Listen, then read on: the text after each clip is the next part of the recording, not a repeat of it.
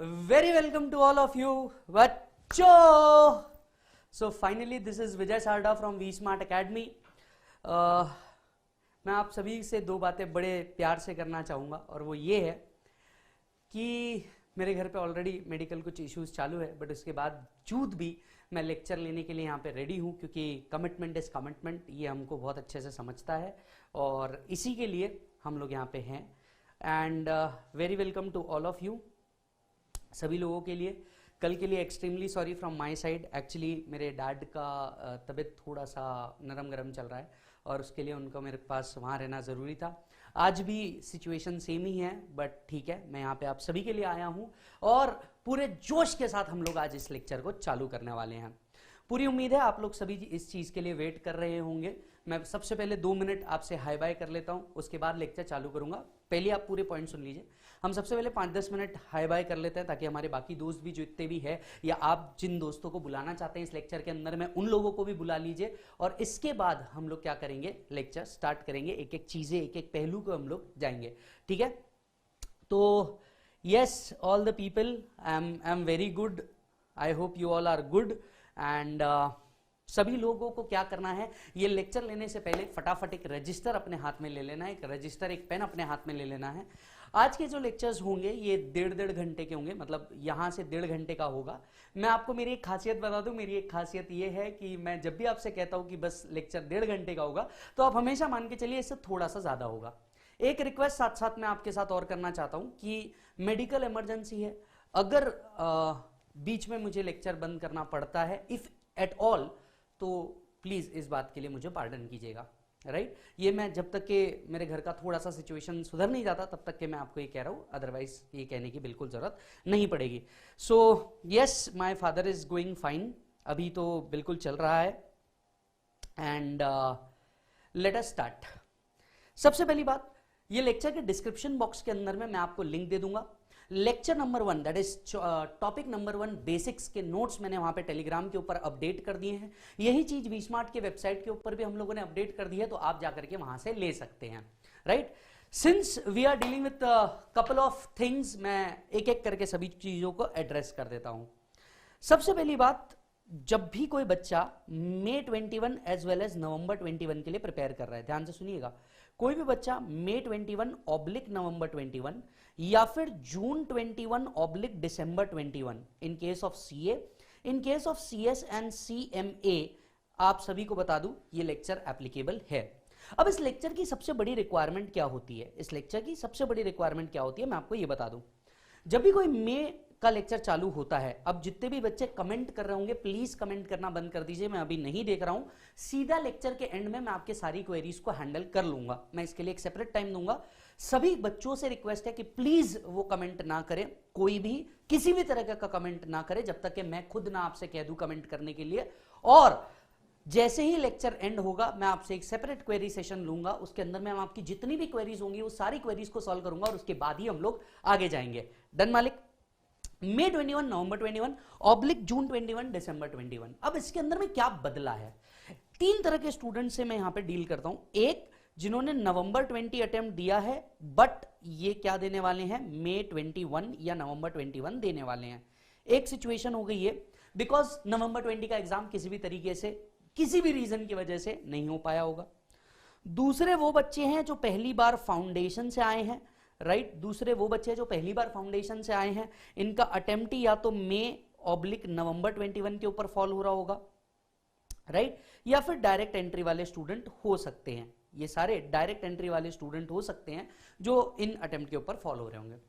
ये जो भी बच्चे हैं, इनमें क्या क्या चेंजेस हैं मैं आपको बता देता हूं. सबसे पहली बात, आप लोगों को जो एप्लीकेबल है वो है फाइनेंस एक्ट 2020. जी हाँ, May 21, June 21 या November 21 या December 21 के लिए आपको जो एप्लीकेबल है वो है साहब फाइनेंस एक्ट 2020. अब ये फाइनेंस एक्ट 2020 में क्या बदलाव आया है ये जानना आपको बहुत जरूरी है. सर, ये बदलाव है अराउंड 104 अमेंडमेंट्स जो उन लोगों ने दिए हैं. सर सर क्या सारे के सारे अमेंडमेंट हमें इसी लेवल पे एप्लीकेबल है? ना मुन्ना ना, ये आपको सारे के सारे अभी एप्लीकेबल नहीं है। इसमें से कुछ पार्ट उन्होंने इंटर पे रखा है और maximum of the part final के ऊपर रखा हुआ है। बट हाँ, फाइनेंस एक्ट 20 एप्लीकेबल है। तो जिन लोगों ने नवंबर 20 दिया होगा उनका पूरा का पूरा फाइनेंस एक्ट बदल रहा है। तो जो नवंबर 20 वाले बच्चे हैं जो मई 21 दे रहे हैं, आई वुड रिकमेंड कि आप लोगों को क्या लेना होगा, नए बुक्स लेना होगा। क्या करना होगा? नए बुक्स लेना होगा। हालांकि जिनका अटेम्प्ट मई 21 नवंबर 21 आ रहा होगा उनके लिए तो ऑलरेडी ये बुक्स नहीं होगी, यानी जो नए फाउंडेशन के बच्चे होंगे मैं उनकी बात कर रहा हूं। ठीक है मालिक? अच्छा, क्या फाइनेंस एक्ट 2020 ही पढ़ना है हमें? सर काफी हो गया। ना मुन्ना ना, तुम्हें और भी कुछ पढ़ना है। सर क्या पढ़ना है हमें? मैं आपको बताता हूं सर। हुआ ये कि फाइनेंस एक्ट 2020 आया, ये आया सर 1 फरवरी 2020 को। ध्यान से सुनना, ये आया 1 फरवरी 2020 को। जैसा कि आप सभी लोग जानते हैं, फाइनेंस एक्ट 2020 आने के बाद अराउंड 21 मार्च को लगा कोविड लॉकडाउन। कोविड की सिचुएशन आ गई भारत के अंदर में, और कोविड की सिचुएशन आने के साथ साथ क्या हुआ? कोविड की सिचुएशन आने के साथ साथ जो सबसे पहली मार थी वो किसी भी आदमी के इनकम पे पड़ी, क्योंकि वो लॉकडाउन के तहत था। बराबर है? और इसी के लिए कुछ रिलैक्सेशंस देने थे। बराबर है? तो भारत सरकार ने टैक्सेशन अमेंडमेंट ऑर्डिनेंस, जिसे अदर प्रोविजन रिलैक्सेशन ऑर्डिनेंस 2020 भी कहा जाता है, जिसे अब हम अलग शब्दों में कहेंगे ऑर्डिनेंस 2020 को लेकर के आ गए। जिसका मतलब यह हुआ कि इसके तहत भी जो चेंजेस हुए ये आप लोग के सिलेबस में एप्लीकेबल है। फॉर एग्जांपल, ये जो ऑर्डिनेंस था इससे टीडीएस के रेट्स बदले, और टीडीएस के रेट बदलने से इफेक्ट ये हुआ या इंपैक्ट ये हुआ कि आपके जितने भी टीडीएस के प्रॉब्लम्स थे वो सारे के सारे अमेंड हो गए। हेंस जो नवंबर 20 वाले बच्चे हैं और जो अब मई 21 नवंबर 21 दे रहे हैं, इनको बहुत बड़े चेंजेस है। इनफैक्ट टीडीएस के रेट्स में भी चेंजेस है, और टीडीएस के रेट्स में चेंज कुछ इस प्रकार से है कि ओल्ड वाले रेट भी याद रखने हैं और न्यू वाले रेट में भी याद रखने हैं। सर क्या आप हमें डरा रहे हैं? हाँ, मैं आपको डरा रहा हूं क्योंकि ये डरने वाली बात है। जी हां, क्योंकि कोविड सिचुएशन के अंदर में इनकम टैक्स के अंदर में कई सारे चेंजेस आए हैं। मार्च में हमें सबसे पहले 21 दिन का लॉकडाउन लगाया गया। पूरी हिस्ट्री ध्यान से सुनिए, ये बहुत ज्यादा इंपॉर्टेंट पॉइंट है, इसीलिए बहुत आराम से समझा रहा हूं। तो सर हुआ ये कि फरवरी के अंदर में बजट आया, बजट तक के तो सब ठीक था, 104 अमेंडमेंट हमें बजट से ही आ गए। लेकिन इसके बाद आया कोविड सिचुएशन, और कोविड सिचुएशन के अंदर में हमें अदर प्रोविजन ऑर्डिनेंस 2020 लाया, जिसके तहत आपके इनकम टैक्स के अंदर में और चेंजेस हुए। 21 मार्च से लॉकडाउन लगा, और लॉकडाउन लगने के बाद हमें लगा कि 20 दिन के अंदर में सारी सिचुएशन हो जाएगी। लेकिन आपको भी पता है, मुझे भी पता है, ये सिचुएशन उतने आसानी से सुधरने वाली तो थी नहीं। तो हुआ क्या? हुआ ये कि हम वेट करते रहे। मार्च के बाद आया अप्रैल, मई, जून तक के भी जब सिचुएशन देखी गई आफ्टर द एक्सटेंडेड लॉकडाउन, वहां पर भी सिचुएशन नहीं सुधरी। लॉकडाउन होने की वजह से इकोनॉमी और थोड़ी सी वर्स हुई, और जिसके कारण जो सबसे बड़ा रिलीफ आना था वो रिलीफ आना था इनकम टैक्स के अंदर में। बिकॉज इनकम टैक्स एक पर्सनल टैक्स है, इनकम टैक्स एक पर्सनल टैक्स है, और पर्सनल टैक्स सबसे बड़ा इंपैक्ट क्रिएट करता है। हेंस कुछ और नोटिफिकेशन निकले, मेरी बात ध्यान से सुनिएगा, कुछ और नोटिफिकेशन निकले इन जून 2020, जिसका इंपैक्ट भी आपके ऊपर आ रहा है। जी हां, जिसका इंपैक्ट भी आपके ऊपर आ रहा है। इस नोटिफिकेशन में कई सारे पॉइंट थे, कुछ इंटर पे एप्लीकेबल है, कुछ फाइनल पे एप्लीकेबल है। मैं सिर्फ बात कर रहा हूं जो इंटर लेवल या सीएस एग्जीक्यूटिव लेवल पे आएगा, उस पॉइंट के ऊपर मैं बात कर रहा हूं कि यहां पे भी कुछ इंपैक्ट आए। जून के बाद सब लोग वेट कर रहे थे कि चलो सिचुएशन नॉर्मलाइज हो जाएगी, लाइफ फिर से ट्रैक पे आ जाएगी, हम फिर से बिना मास्क के घूम पाएंगे, हम फिर से उसी तरीके से एक दूसरे से बात कर पाएंगे, एक दूसरे के साथ रह पाएंगे। लेकिन आपको तो पता ही है वायरस बहुत डेडली है। आप लोगों में से कई लोग या आप लोगों के जानने वालों ने इस वायरस का इंपैक्ट जरूर देखा होगा। मैंने भी मेरे परिवार में ये चीज देखी है। इसके बाद क्या हुआ? सिचुएशन नहीं संभली। कुछ और दिनों बाद एक और नोटिफिकेशन आया सितंबर 2020 के अंदर में, जिसका इंपैक्ट आपको हुआ। मैं जानता हूं पहले दिन ये आपको कुछ वर्ड नहीं समझ रहे होंगे, नोटिफिकेशन क्या है, सारी चीजें क्या है, पर जो मैं कह रहा हूं पहले आप ध्यान से सुनिए, लेक्चर के एंड तक के आपको बहुत सारी चीजें समझ जाएगी, इस बात की गारंटी मेरी। सितंबर के अंदर में और नोटिफिकेशन आया, इस नोटिफिकेशन का इंपैक्ट अगेन आपको हुआ, और इस नोटिफिकेशन में कहा गया कि नवंबर 2020 से, इस नोटिफिकेशन में कहा गया नवंबर 2020 से कई बदलाव किए जा रहे हैं। हालांकि जो नवंबर 2020 से बदलाव किए गए हैं ये maximum of the things final के ऊपर एप्लीकेबल है, पर इसके कुछ पोर्शन आपको इंटर पे भी झलकते हैं। तो जब हम मई 21 नवंबर 21 के लिए प्रिपेयर हो रहे हैं, क्या सिर्फ हमें फाइनेंस एक्ट 2020 देखना चाहिए? Answer is no. जब हम एप्लीकेबल फाइनेंस एक्ट देख रहे हैं तो हमें इसके साथ साथ इस बात को भी ध्यान रखना होगा कि हमें जो ऑर्डिनेंस आया है उस ऑर्डिनेंस पे फोकस करना है। साथ साथ में जो दो बड़े नोटिफिकेशन आए हैं, वैसे तो बहुत सारे आए थे, ये दो बड़े नोटिफिकेशन है, इन दो बड़े नोटिफिकेशंस को भी ध्यान में रखना है। तो सर मुझे एक बात बताइए, ध्यान से सुनिएगा, जो लोग फाउंडेशन से या डायरेक्ट एंट्री से आ रहे हैं मई 21 नवंबर 21, ये लेक्चर्स जो होंगे ये टोटली अमेंडेड होंगे। तो मतलब जो लोग फाउंडेशन से आए हैं या फिर डायरेक्ट एंट्री से आए हैं उनके लिए ये टोटली अमेंडेड होगा, टोटली अमेंडेड होगा। जो बच्चा नवंबर के अंदर में, नवंबर 20 से मई 21 के ऊपर शिफ्ट हो रहा है, ध्यान से सुनिएगा, जो बच्चा नवंबर 20 से मई 21 के ऊपर शिफ्ट हो रहा है, अब इनके पास क्या ऑप्शन है? इनके पास दो ऑप्शन है। एक, या तो ये जो रेगुलर क्लास चल रही है वो रेगुलर के ऊपर चल जाए, या मान लीजिए इनको रेगुलर का टाइम नहीं है तो हम लोग फास्ट ट्रैक बैच भी लेकर के आने वाले हैं। हम लोग क्या लेके आने वाले हैं? फास्ट ट्रैक बैच भी लेकर के आने वाले हैं, और उस फास्ट ट्रैक बैच के थ्रू भी आप ये कर पाओगे। मैं इंश्योर करता हूं कि फास्ट ट्रैक बैच जो है इसके अंदर में आपको सारे अमेंडमेंट्स कवर मिलेंगे, सारी चीजें मिलेंगी। तो जो फाउंडेशन वाले हैं इनने मैंडेटरीली आपको, क्योंकि आप पहली बार पढ़ रहे हो जिंदगी के अंदर में डायरेक्ट एक्सेस, तो आपको मैंडेटरीली रेगुलर बैच के ऊपर ही जाना है, फास्ट ट्रैक बैच के ऊपर नहीं जाना है। और जो बच्चा नवंबर 20 से मई 21 के ऊपर आ रहा है, आपके पास दो ऑप्शन है, या तो आप रेगुलर क्लास के ऊपर चल जाइए या तो आप फास्ट ट्रैक क्लास के ऊपर चल जाइए। दोनों के बीच का डिफरेंस मैं आपको फटाफट बता देता हूं। रेगुलर क्लास अराउंड 55 to 57 रहेगी when it comes to direct access, और 3 to 3.5 आवर्स का एक क्लास रहेगा, बराबर है, 3 to 3.5 आवर्स का एक क्लास रहेगा। वेराज अगर मैं बात करूं फास्ट ट्रैक की, सो अराउंड 30 लेक्चर्स रहेंगे और ये 2 to 3 आवर्स पे वेरी होंगे। अब दोनों के बीच में डिफरेंस क्या है? रेगुलर के अंदर में हर एक कंसेप्ट को हम लोग बहुत ज्यादा डीप में जाकर के समझते हैं। पहली बार आप टैक्स पढ़ रहे हो उस हिसाब से समझा जाता है, नंबर ऑफ प्रॉब्लम्स जो होते हैं ये ज्यादा होते हैं। वेराज अगर फास्ट ट्रैक की बात करूं तो वो इस अजम्पशन के साथ होता है कि बॉस बच्चे ने एक बार पहले पढ़ा है, वो एग्जाम ओरिएंटेड फास्ट ट्रैक होता है। एग्जाम ओरिएंटेड फास्ट ट्रैक का मतलब क्या होता है कि बॉस आप एग्जाम के लिए प्रिपेयर कर रहे हो और इसी के लिए कॉन्सेप्ट और सीधे प्रॉब्लम्स के ऊपर हम लोग वर्क करते हैं। अगर आपको बहुत ज्यादा डिटेल में पढ़ना है, डीप में पढ़ना है, go with the regular one. अगर आपको बस फटाफट निपटाना है, राइट, और बाकी चीजों पे फोकस करना है तो go with the fast track. हालांकि दोनों केस में एक चीज बहुत कॉमन है, वो ये है कि बॉस आपका कंसेप्ट जो होगा वो 100% कवर होगा, कॉन्सेप्ट में कहीं रिडक्शन नहीं होगा। बस ऐसा है कि रेगुलर में हम लोग सेक्शन के पीछे की हिस्ट्री सारी चीजें कवर करते हैं, फास्ट ट्रैक में ये सेक्शन है, इसको इस तरह से अप्लाई करते हैं और इस तरह से वर्कआउट करना है, इतनी चीजें वर्क करते हैं। फिर नंबर ऑफ प्रॉब्लम जहां रेगुलर के अंदर में मोर देन 350 प्रॉब्लम हम लोग क्लास के अंदर में कवर करते हैं, वैसे ही फास्ट ट्रैक के अंदर में वो 100 प्रॉब्लम पे आ जाता है। तो अराउंड 220 के प्रॉब्लम्स रिड्यूस हो जाते हैं, जहां पे हमारा टाइम बच जाता है। तो ये है दोनों के बीच का डिफरेंस, ये है फाइनेंस एक्ट की एप्लीकेबिलिटी। समझ में आई मालिक? चलो जी, ये था दोनों पार्ट पे कि बॉस जब मैं नवंबर 21 मई 21 का दे रहा हूं तो किस तरीके से क्या चीज की एप्लीकेबिलिटी आएगी। अच्छा जी सर मुझे एक बात बताइए, अभी आप क्या सजेस्ट करोगे, मैं रेगुलर लूं या फास्ट ट्रैक लूं, या रेगुलर कितने दिन में खत्म होगा?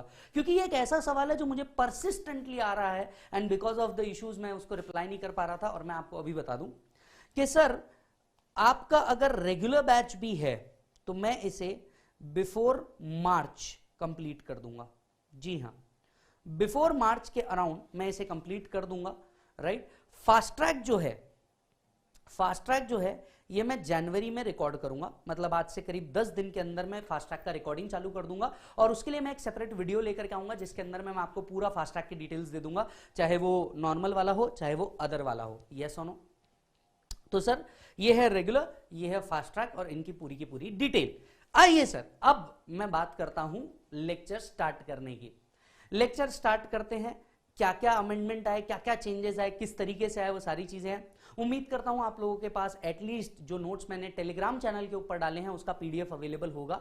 नहीं भी अवेलेबल है तो एज ऑफ नाउ उसकी जरूरत नहीं है। अगर नहीं भी अवेलेबल तो एज ऑफ नाउ उसकी जरूरत नहीं है। आप चाहे मेरा रेगुलर लेंगे, चाहे आप फास्ट ट्रैक लेंगे, ये जो बेसिक लेक्चर है ये आपके लिए बहुत ज्यादा जरूरी है। बस लेक्चर चालू करने से पहले मैं एक कमिटमेंट मेरे तरफ से आप सभी को दे दूं, जो इनफैक्ट आप सभी के दोस्तों ने भी कहा होगा कि सर मैं आपको गारंटी देता हूं कि ये आपके दिन का सबसे बेस्ट लेक्चर होगा। आप इस लेक्चर के लिए वेट करेंगे और मैं आपको एक गारंटी देता हूं कि आपके दिन का सबसे बेस्ट लेक्चर बना के छोड़ूंगा, जिसमें नॉलेज होगा, प्रैक्टिकल नॉलेज होगा, सम सॉल्विंग होगा, केस स्टडीज होंगे, कुछ प्रैक्टिकल इश्यूज होंगे जो टैक्स के अंदर में कवर किए जाते हैं, और वो सब कुछ जो आप अपने फ्रेंड, टीचर और बड़े भाई से एक्सपेक्ट करते हैं। Done sir? तो मेरा कमिटमेंट याद रखिएगा कि आपको सर बोर नहीं होने दूंगा और आपका लेक्चर का मजा 100% रहेगा। आइए सर स्टार्ट करते हैं। राइट, तो कोई महान बच्चा आया मेरे पास, बेचारा पहली बार फाउंडेशन क्लियर किया था, पहली बार फाउंडेशन क्लियर करके आया, उसने मेरे को देखा ऊपर से नीचे तक, ये मास्टर का साइज ही बड़ा दिख रहा है, इनकम टैक्स तो पतला हो नहीं सकता। तो आकर के मास्टर का साइज देखा, वो बोला सर एक सवाल है सर, आखिर ये पढ़ना क्यों है, किसने लाया, कौन था वो व्यक्ति, क्या पहली बार हमारा ही जनरेशन है जो इनकम टैक्स पढ़ रहा है, या कोई और भी था, कभी और भी था, कब से आया? क्योंकि सर मैं तो बहुत एवरेज बच्चा हूं, पहली बार डायरेक्ट टैक्स पढ़ रहा हूं, आप ही मुझे बताइए सर क्या है। मैंने कहा बेटा पहले शांत हो जा, अभी तेरा फाउंडेशन का रिजल्ट आया नहीं है, आएगा। बट ये बात अच्छी है कि तू कॉन्फिडेंट है और तू ये लेक्चर करना चाहता है, तो मैं तेरे को आज इसकी पूरी हिस्ट्री समझाता हूं।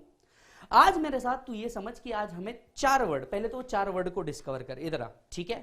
सभी बच्चे मेरे साथ पेन और पेपर लेकर के लिखेंगे 4 वर्ड। आज आप वो चीज लिखने जा रहे हैं जो आपके सीए लाइफ के अंदर में सबसे ज्यादा यूज होने वाला है, इनकम टैक्स एक्ट 1961। ये 4 वर्ड को साहब आज लिख के रख दो, बस आज ये लिख करके रख दो। आप ऐसा समझ लो आज का लेक्चर या कल का लेक्चर आपको सर इसी पे चलना है, इसी पे चलना है, ठीक है? और प्लीज इस बात को क्वेश्चन मत करना कि मैं कितना डीप जा रहा हूं या क्या जा रहा हूं। मेरा पढ़ाने का तरीका बड़ा सिंपल है, और एक मंत्र आप लिख करके रख देना, पढ़ो तो हद कर दो वरना प्रोग्राम रद्द कर दो। क्या बोल रहा हूं मैं? क्योंकि आपको मेरे साथ सिर्फ इंटर पे नहीं पढ़ना है, मैं फाइनल लेवल पे भी डायरेक्ट टैक्सेस पढ़ाता हूं, फाइनल लेवल पे इंटरनेशनल टैक्सेस पढ़ाता हूं, तो हर चीज को बहुत डीप में समझाऊंगा, ये समझ करके कि तुम फाइनल के लिए प्रिपेयर हो रहे हो। ठीक है मालिक? तो बिल्कुल आ जाओ साहब। 4 वर्ड है बेटा, बच्चा मैं। इस लेक्चर के दौरान ऐसी बहुत सी चीजें होती है, तो टेंशन मत लेना, डरना मत। तो मैं बच्चे को समझा रहा था, बेटा देख 4 वर्ड है, इनकम टैक्स एक्ट 1961, ये 4 वर्ड समझ आ रहे हैं तेरे को? बहुत बढ़िया, ये 4 वर्ड को आज अपने को गेम खेलने का है। हाँ सर पर ये 4 वर्ड है, मैं समझ गया, मुझे ये समझाइए कि आखिर लाया किसने, कब आया, किसको सूझा होगा कि इनकम टैक्स जैसी कोई चीज लेकर के आते हैं? किसी को तो सूझा होगा ना सर? हाँ मैं जानता हूं तू उस व्यक्ति को जानना चाहता है जिसने तेरे लाइफ में तकलीफ इंट्रोड्यूस करी। तेरे लाइफ में ये तकलीफ आईसीएआई ने इंट्रोड्यूस करी, आईसीएसआई ने, आईसीएमआई ने इंस्टीट्यूट करी, जो भी इंस्टीट्यूट के अंदर में तू है, बट ये किसने लाया था, इसके पीछे की हिस्ट्री जानना तुझे बहुत जरूरी है। तो आइए समझते हैं इनकम टैक्स के पीछे ऐसी वो कौन सी हिस्ट्री है, ऐसी वो कौन सी हिस्ट्री है इनकम टैक्स के पीछे, मैं आपको समझाता हूं। क्या आपको पता है कि इनकम टैक्स कोई अंग्रेजों के जमाने का है, या भारतीय ने निकाला हुआ है, या उससे पहले भी एशियंट इंडिया में चलते हैं? चाणक्य का नाम तो आपने सुना ही होगा, चाणक्य जी का नाम आपने सुना ही होगा। चलिए इस एस्पेक्ट में आपसे कुछ कहता हूं। Income tax were levied in Asian times also, मतलब ऐसा नहीं है कि हम लोग आज ही कर रहे हैं। चलिए कालिदास जी जो रघुवंश के अंदर में थे, उन्होंने इनकम टैक्स के बारे में कुछ कहा था। जब first time income tax levy किया जा रहा था तो उन्होंने कुछ वर्ड्स कहे थे, इन वर्ड्स को यहां पे पढ़ते हैं। उन्होंने राजा से कहा कि हे राजा, इंग्लिश में पढ़ लेते हैं आगे, it is only for the goods of his subject that he collect taxes from them, just as sun draw moisture from earth to give it back as rain. वापस से एक बार पढ़िएगा, और इस बार आप जहां भी बैठे हो, घर में, ऑफिस में, जहां पे भी ये देख रहे हो, इस वर्ड को देख करके आप फिर से जोर से मेरे साथ बोलेंगे, it is. It is comment नहीं करना है, मेरे साथ जोर से बोलना है, आजू बाजू वालों को लगना चाहिए तुमने क्लास करी है, ठीक है? तो sir it is for the goods of his subject, it is for the goods of his subject, subject का मतलब लोग, यहां पे it is for the goods of the subject, he collect taxes from them, कि राजा तुम अपने जो subjects हैं उनसे टैक्सेस कलेक्ट करो। अगर टैक्सेस कलेक्ट करके करना क्या है, just as sun draw moisture from the earth to give it back as rain, जिसका मतलब जिस तरीके से एक पूरा का पूरा सन मॉइस्चर ड्रॉ करता है और बाद में वापस आपको रेन जैसे देता है, ठीक उसी तरीके से आप अपने लोगों से टैक्सेस कलेक्ट करो। ये टैक्सेस से उन लोगों के लिए ही क्या करो, सुविधा क्रिएट करो। आज इसे अगर देखा जाए तो गवर्नमेंट राजा और हम लोग सारे प्रजा, गवर्नमेंट हमसे टैक्सेस कलेक्ट करेगा, ध्यान से सुनना बेटा, गवर्नमेंट हमसे टैक्सेस कलेक्ट करेगा और ये टैक्सेस कलेक्ट करके गवर्नमेंट करता क्या है, आप सोचिए आपके साथ क्या क्या होता है। पहली बात, आप बचपन से लेके आज तक के रोड यूज कर रहे हैं, बराबर है। कभी ऐसा हुआ कि आप रोड यूज कर रहे हैं, रोड यूज करते ही आते किसी ने बोला, लेट्स से प्रधानमंत्री जी ने बोला, भाई और बहनों आपने रोड यूज किया है, इसके लिए आपको पैसा देना होगा। कभी ऐसा देखा तुमने? या कभी किसी ने ऐसा कहा, let's say the most handsome bachelor, कभी उन्होंने ऐसा कहा 10 मिनट के लिए आप मेरे रोड पे चलिए, यहां से रोड डालूंगा वहां से हाईवे निकलेगा, कभी ऐसा हुआ? नहीं ना। आप हमेशा से इसे यूज कर पाए, क्यों यूज कर पाए? क्योंकि किसी ने टैक्स पे किया और जो रोड बना इसे आपने यूज किया। मतलब अगेन गवर्नमेंट पैसा कलेक्ट कर रही है और आप ही के भले के लिए इसे यूज कर रही है। हालांकि रोड में गड्ढे हैं तो वो भला नहीं होता, ये बात मैं भी जानता हूं। दूसरी बात, sir security, army forces, personal, कभी सुरक्षा के लिए आपने पैसे दिए? नहीं। कभी सोचा ये पैसा आता कहां से है? ये पैसा आता है यहां से, जो टैक्सेस पे होते हैं वहां से सैलरी जाती है, डिपार्टमेंट्स की सैलरी जाती है, सिक्योरिटी सेफ्टी के लिए जाता है, सारे गवर्नमेंट के प्रोसीजर्स इससे वर्क करते हैं, और इसी तरीके की अन्य सुविधाएं, जैसे आप रेलवे है, रेलवे में आप जाते हैं, टिकट कटाते हैं और बैठ जाते हैं। लेकिन आपने कभी सोचा कि रेलवे का इतना बड़ा इंफ्रास्ट्रक्चर जो बन रहा है ये कौन से पैसे से बन रहा है? ये बजट से बनता है। आज गवर्नमेंट की इतनी सारी पॉलिसीज चल रही है, ये पॉलिसीज के तहत कई लोगों को बेनिफिट दिया जाता है। आपने कभी सोचा कि ये कैसा पैसा आ रहा है? टैक्सेस से आ रहा है। तो ये जो कंसेप्ट था ये आज का नहीं है, ये कई सालों पहले का है। कालिदास जी ने रघुवंश के अंदर में कहा था, it is for the goods of a subject, कि आप टैक्स कलेक्ट करें and give it back as rain. जैसे अगेन मॉइस्चर ड्रॉ किया जाता है और पानी दिया जाता है, ठीक उसी तरीके से आप भी टैक्सेस कलेक्ट करेंगे और इसे अलग अलग अलग अलग सुविधाओं पे आप क्या करेंगे? अलोकेट करेंगे। फिर क्या हुआ? एशियन टाइम से हमारे यहां टैक्सेस लगते आए, लेकिन इसके बाद क्या हुआ? इसके बाद इसे एक प्रॉपर नेम मिला और वो मिला लैटिन में, राइट? लैटिन के लोगों का दो ही काम था, दूसरा था वर्ड बनाना। जरा ध्यान से सुनना, लैटिन के लोगों का दो ही काम था और दूसरा था वर्ड बनाना। लैटिन में पहली बार एक शब्द का इस शब्द को कहा गया टैक्सो। टैक्सो means the rate of tax. तो आज अगर कोई हमसे पूछता है कि सर ये टैक्स वर्ड कहां से आया, तो हमें पहला पॉइंट रजिस्टर के अंदर में लिखना है, tax arise from a Latin word टैक्सो, which means rates of tax. So tax एक लैटिन वर्ड है, taxo, which means the rate of tax, which means the rate of tax. जो बच्चे नालायक मुझसे पूछ रहे हैं कि पहला काम क्या था, पहला काम आपको भी पता है, उन लोगों को बनाना जिन्होंने ये वर्ड बनाए, ठीक है? अब धंधे पे ध्यान दो। सो टैक्स अराइज हुआ, टैक्स का एक वर्ड अराइज हुआ। आप समझ रहे हो हम लोग कितना डीप जाकर के हिस्ट्री पढ़ रहे हैं? हम बहुत डीप जाकर के हिस्ट्री पढ़ रहे हैं कि पहली बार टैक्स वर्ड कहां से आया। अच्छा जी सर, ये तो ठीक था। सर आपने ये तो बता दिया कि टैक्स का वर्ड इजाद कैसे हुआ।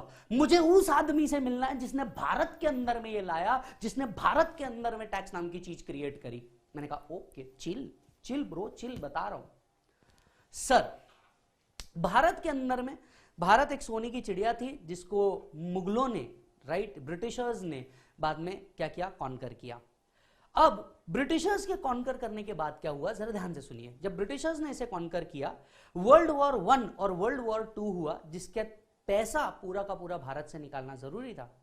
It was sir James Wilson, ध्यान से सुनिएगा इस नाम को, it was sir James Wilson. British ruler ने पहली बार sir James Wilson in the year 1860, in the year 1860 James Wilson ने पहली बार भारत के अंदर में इनकम टैक्स को लेकर के आया।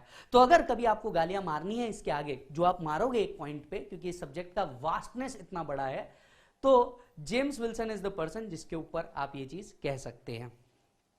तो सर दूसरी चीज जो हमें लिखनी है हमारे रजिस्टर के अंदर में वो ये, इन the year 1860 British ruler James Wilson brought income tax in India. तो टैक्स नाम का वर्ड कहां से आया? लैटिन से आया। इंडिया में पहली बार किसने लाया? सर जेम्स विल्सन ने लेकर के आया।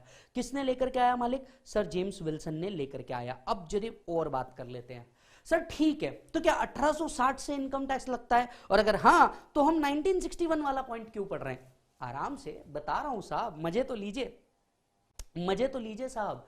तो सर जेम्स विल्सन ने पहली बार भारत के अंदर में टैक्स लेके आया, लेकिन क्या ये टैक्स चला? Answer is no. करीब 20 साल ये टैक्स लगाने के बाद इनकम टैक्स को एक बार के लिए निकाल दिया गया। जब उनका वर्ल्ड वॉर 2 का खर्चा कंप्लीट हो गया तो उन्होंने इनकम टैक्स को बाहर निकाल दिया। अगेन वापस से इनकम टैक्स को एक नए फॉर्म में लागू किया गया, इनकम टैक्स एक्ट 1922। जो 1860 वाला था वो करीब 20 साल चल के बंद हो गया, और इसके बाद इंडिया में फिर से एक और बार इनकम टैक्स लाया गया। वो लाया गया इनकम टैक्स एक्ट 1922। ये ब्रिटिश सरकार द्वारा, ध्यान से सुनना, ये ब्रिटिश सरकार द्वारा लाया हुआ एक एक्ट था। 1922 आप कह सकते हैं ये वो ईयर है जहां से इनकम टैक्स पूरे के पूरे तरीके से इंडिया पे लागू कर दिया गया। इनकम टैक्स को लैंड रेवेन्यू के नाम से जाना जाने लगा। अब ये लैंड रेवेन्यू क्या है, जरा ध्यान से सुनिएगा। लैंड रेवेन्यू के नाम से जाना जाने लगा। अब ये लैंड रेवेन्यू एक ऐसी चीज थी जिसके ऊपर जम्मू कश्मीर का जो अग्रीमेंट है आर्टिकल 370 का पुराना वाला, वो भी वर्क नहीं करता था। जिसका मतलब ये था कि हम जम्मू कश्मीर में भी कोई व्यक्ति इनकम कलेक्ट कर रहा है तो उसके ऊपर टैक्स कलेक्ट कर सकते थे, क्योंकि लैंड रेवेन्यू जो था वो जम्मू कश्मीर पे भी एप्लीकेबल था। आप जब फाउंडेशन में होंगे आपने जरूर लॉ पढ़ा होगा, the act is applicable to whole of India except Jammu and Kashmir वाला पॉइंट। पर ये कभी भी इनकम टैक्स के ऊपर एप्लीकेबल नहीं है। ध्यान से सुनिएगा, ये कभी भी इनकम टैक्स के ऊपर एप्लीकेबल नहीं हुआ, क्योंकि 1922 से ही इसे लैंड रेवेन्यू के नाम से कलेक्ट किया गया। तो हो सकता है आपको कोई एमसीक्यू पूछा जाए, income tax is collected as a land revenue, income tax is collected as a land revenue. So 1922 में एक्ट बना फिर से, और इसे पूरे देश के अंदर में लागू कर दिया गया। ध्यान से सुनिएगा, 1922 के अंदर में एक्ट बना और इसे पूरे देश के अंदर में लागू कर दिया गया। इसके बाद क्या हुआ? 1947 के अंदर में हमें मिली आजादी। ध्यान से सुनिएगा, मजा आ रहा होगा, उम्मीद करता हूं मैं, और अगर मजा आ रहा होगा तो दनादन लाइक भी ठोक देना और नीचे कमेंट भी लिख देना मजा आ गया, ठीक है। तो सर इसके बाद क्या हुआ? 1947 में हमारे देशभक्तों ने हमें दिलाई आजादी, और आजादी के बाद क्या हुआ? आजादी के बाद यह हुआ कि हमारा एक और नया एक्ट बना, इनकम टैक्स एक्ट 1961। यह बना आफ्टर इंडिपेंडेंस। अब आप ये पूछेंगे कि सर जब 1922 का एक्ट था तो हमें 1961 के एक्ट की जरूरत क्या पड़ी? पूछो ना क्यों।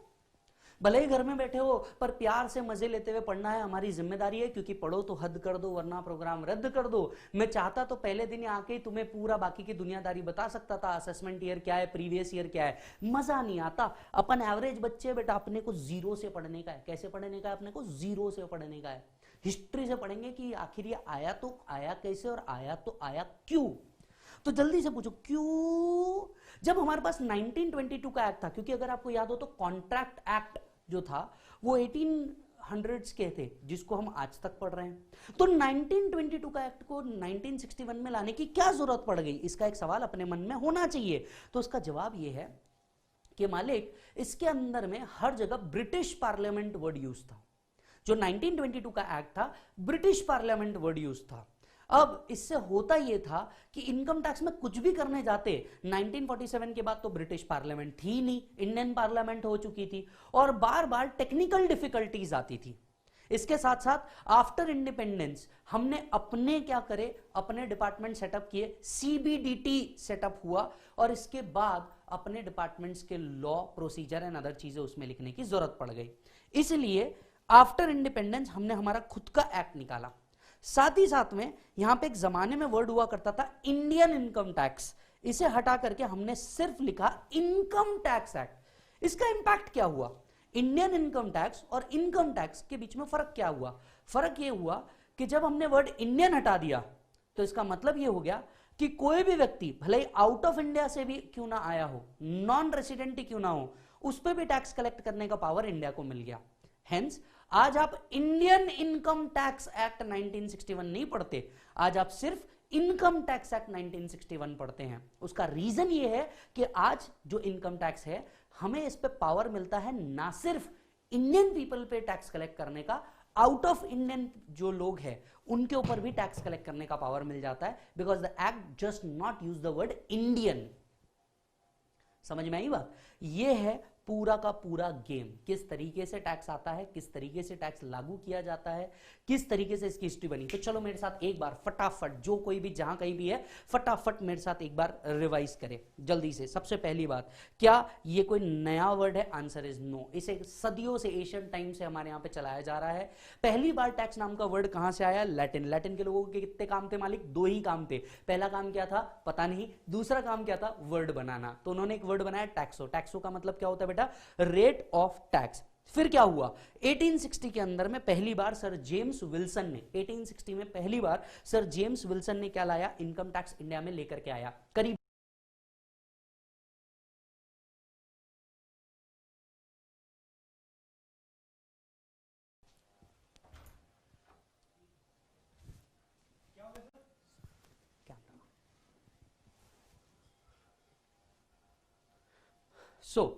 करीब 20 साल इनकम टैक्स चलता रहा, जैसे चलना था बिल्कुल वैसे ही चलता रहा, कोई प्रॉब्लम नहीं हुई। इसके बाद क्या हुआ? इसके बाद सर हुआ ये कि 1922 में इस एक्ट को फिर से लाया गया। 1922 में जब इस एक्ट को लाया गया तो पहली बार इसमें से पूरे के पूरे प्रोविजंस इनकम टैक्स के एक्ट के हिसाब से निकले। इंडिपेंडेंस मिला, इंडिपेंडेंस मिलने के बाद हमने अपना एक एक्ट बनाया, इनकम टैक्स एक्ट 1961, जो बना आफ्टर इंडिपेंडेंस, और इस तरीके से ये लागू हुआ। इसके बाद क्या हुआ? 2010 था, मनमोहन सिंह की सरकार थी। ध्यान से सुनिएगा, इस पॉइंट को समझना बड़ा जरूरी है मालिक आपके लिए। बात थी 2010 की, मनमोहन सिंह साहब की सरकार थी। यस, मनमोहन सिंह साहब की सरकार थी। अब क्या हुआ? सोचा गया कि इनकम टैक्स को बदल दिया जाए और लाया जाए डायरेक्ट टैक्स कोड। क्या लाया जाए जल्दी से बताओ? डायरेक्ट टैक्स कोड लाया जाए। लेकिन 2014 में जब तक ये एक्ट लागू होता सरकार बदल गई और अरुण जेटली सर आ गए। लेट श्री अरुण जेटली सर आ गए। अरुण जेटली सर ने बोला कि हम डायरेक्ट टैक्स कोड को स्क्रैप कर रहे हैं और डायरेक्ट टैक्स कोड के जितने प्रोविजन हैं हम लोग सब इनकम टैक्स एक्ट के अंदर ही इनकॉर्पोरेट कर रहे हैं। हम लोग क्या कर रहे हैं? इनकम टैक्स एक्ट के अंदर ही उसे क्या कर ले रहे हैं? इनकॉर्पोरेट कर ले रहे हैं। तो जो एक हवा में बातें चल रही है डायरेक्ट टैक्स कोड आएगा, डायरेक्ट टैक्स कोड आएगा, इस डायरेक्ट टैक्स कोड को 2014 में ही स्क्रैप कर दिया गया अरुण जेटली सर द्वारा। फिर 2018 में एक और बात उठी कि भैया डायरेक्ट टैक्स कोड लेकर के आओ, राइट? 2018 में एक और बात उठी, अरुण जेटली सर ने उस टाइम भी कह दिया नो।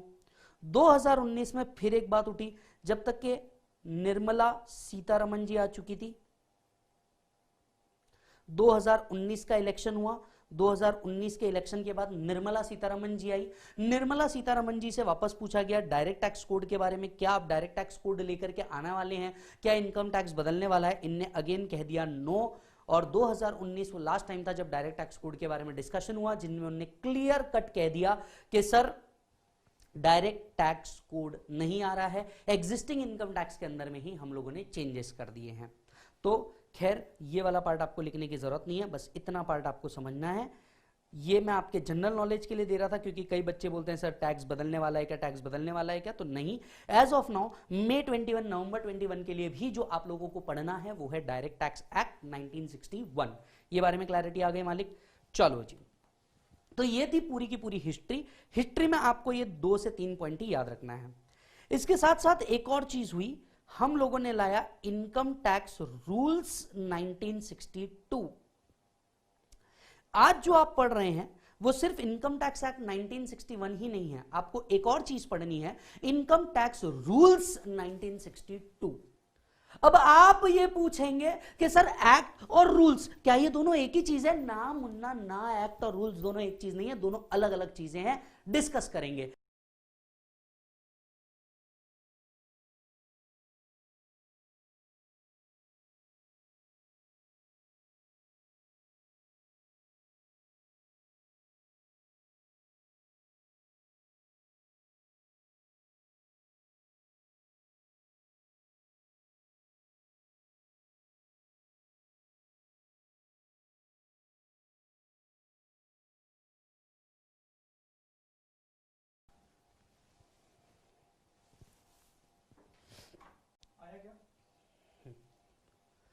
तो सर ये थोड़ा सा टेक्निकल ग्लिच है और वो चांदी क्या जिसमें दाग ना हो, तो ये आता रहता है, इसका टेंशन मत लेना, हम लोग आपके साथ ही हैं, कंटिन्यूस है। तो sir the point is, act आया 1961 में, रूल्स आए 1962 में। तुम्हारे मन में एक और सवाल आना चाहिए, ऐसा क्यों? पूछो ना अपने आप से, क्यों? तुम्हें पूछना चाहिए अपने आप से कि सर एक्ट आया 1961 में, एक्ट आया 1961 में और रूल्स आए 1962 में, ऐसा क्यों? तो इस सवाल को बिल्कुल बचा के रखिएगा, इस सवाल का जवाब मैं आपको बहुत जल्दी देने वाला हूं। एज ऑफ नाउ आपको सिर्फ एक चीज समझनी है, हमें इनकम टैक्स एक्ट 1961 और इनकम टैक्स रूल्स 1962 आ रहा है। गेटिंग इट और नॉट? चलिए, बट आपको तो पता है ये एक्ट और रूल्स जितनी बड़ी बड़ी बातें करने से पहले कुछ और बेसिक्स है जो मैं चाहता हूं आप समझ लें, कुछ और ऐसे बेसिक्स है जो मैं आपको समझाना चाहता हूं। डन? आइए, चलिए, आप सभी लोगों को अब चैट बॉक्स में आ जाना है, चैट करके दिखाना है।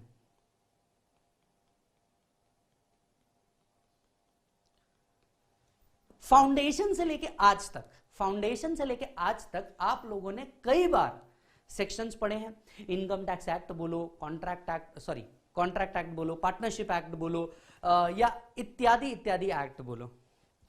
जरा मुझे ये सेक्शन रीड करके बताइए। आपसे बड़ी सिंपल सी बात कह रहा हूं, how to read the section. ये सिखाना मुझे क्यों जरूरी है, कई लोगों को आज समझ जाएगा, बराबर है? तो आप फटाफट कमेंट बॉक्स के अंदर में मुझे बताइए इसे कैसे रीड करेंगे। जल्दी से आप लोग बताइएगा कि इसे कैसे रीड किया जाएगा।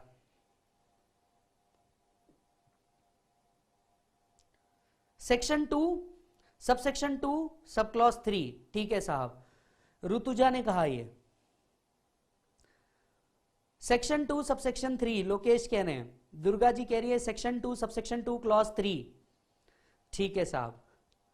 शुभम मित्तल जी कह रहे हैं सेक्शन 2 सबसेक्शन 2 सब क्लॉज 3, ओहो साहब। गायत्री जी, रोहन जी, सब लोग कह रहे हैं बहुत बढ़िया बेटा, ऐसे ही बढ़ चढ़ के हिस्सा लेते जाना है तुम्हें।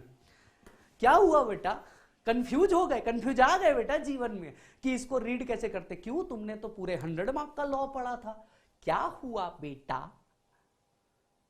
नहीं याद आ रहा? ओ फाउंडेशन क्लियर करोगे, ओ फर्स्ट अटेम्प्ट, ओ क्या हुआ बेटा, तुम्हें सेक्शन रीड करते नहीं आ रहा? बेटा आओ, इनमें से कई लोगों ने सही जवाब भी दिए हैं, ध्यान से सुनिएगा। अब मैं आपको बताता हूं क्या है how to read a section. ये पढ़ा इसके लिए रहा हूं क्योंकि इसके आगे आपको बहुत सारे पॉइंट पढ़ने हैं। इनकम टैक्स के अंदर में कई सारे सेक्शंस होते हैं, सब सेक्शंस होते हैं, आपको पता होना चाहिए कि एग्जैक्टली आपका डाउट कहां है। मैं इसलिए भी ये चीज बताता हूं, इसका एक रीजन बताता हूं साहब।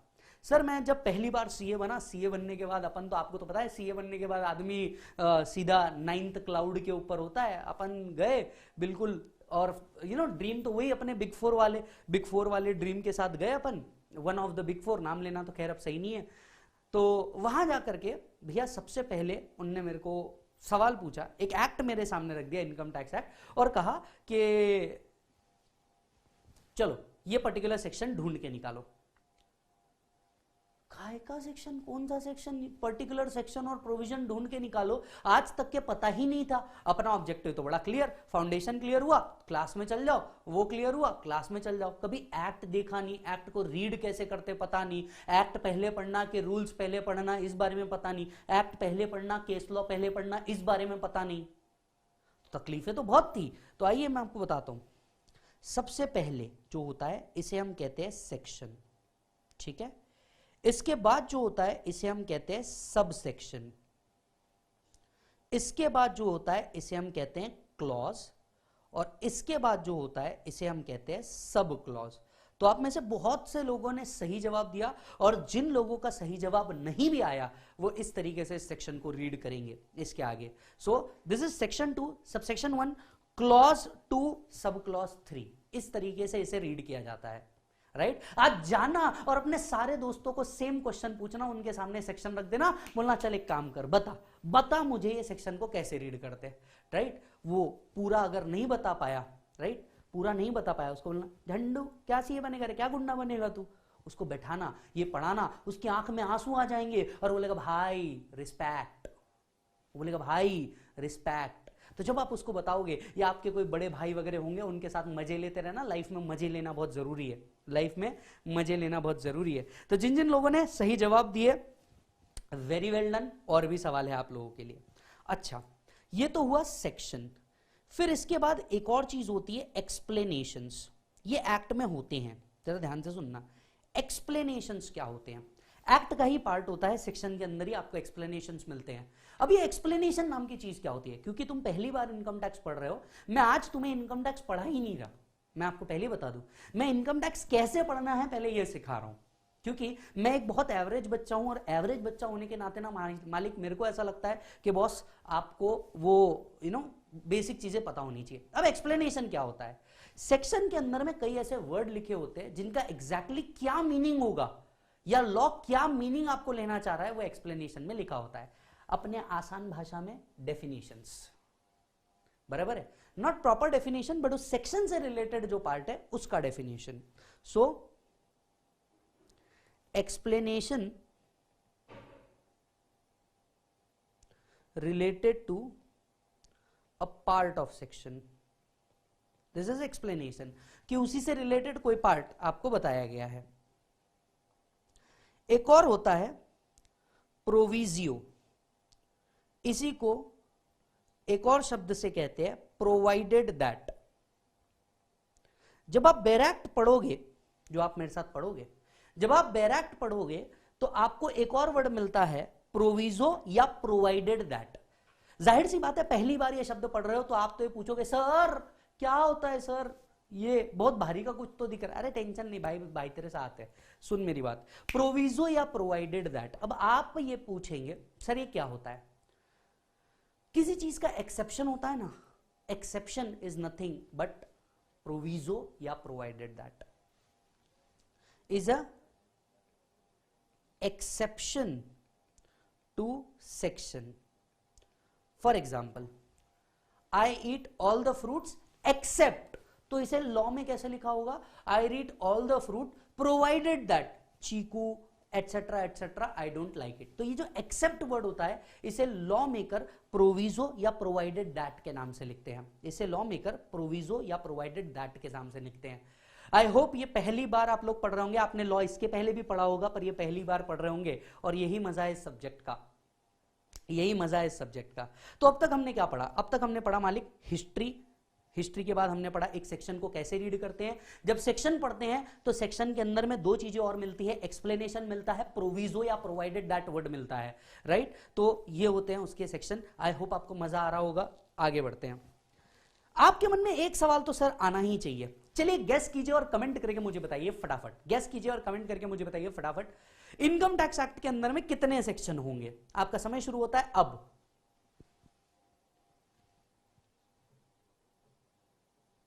जल्दी से मुझे बताइए।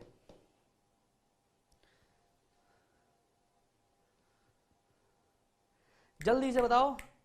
एक जवाब आया अशोक जी का 200 सेक्शन है इनकम टैक्स एक्ट के अंदर में। वाइल्ड गैसेस करना है साहब आप लोगों को।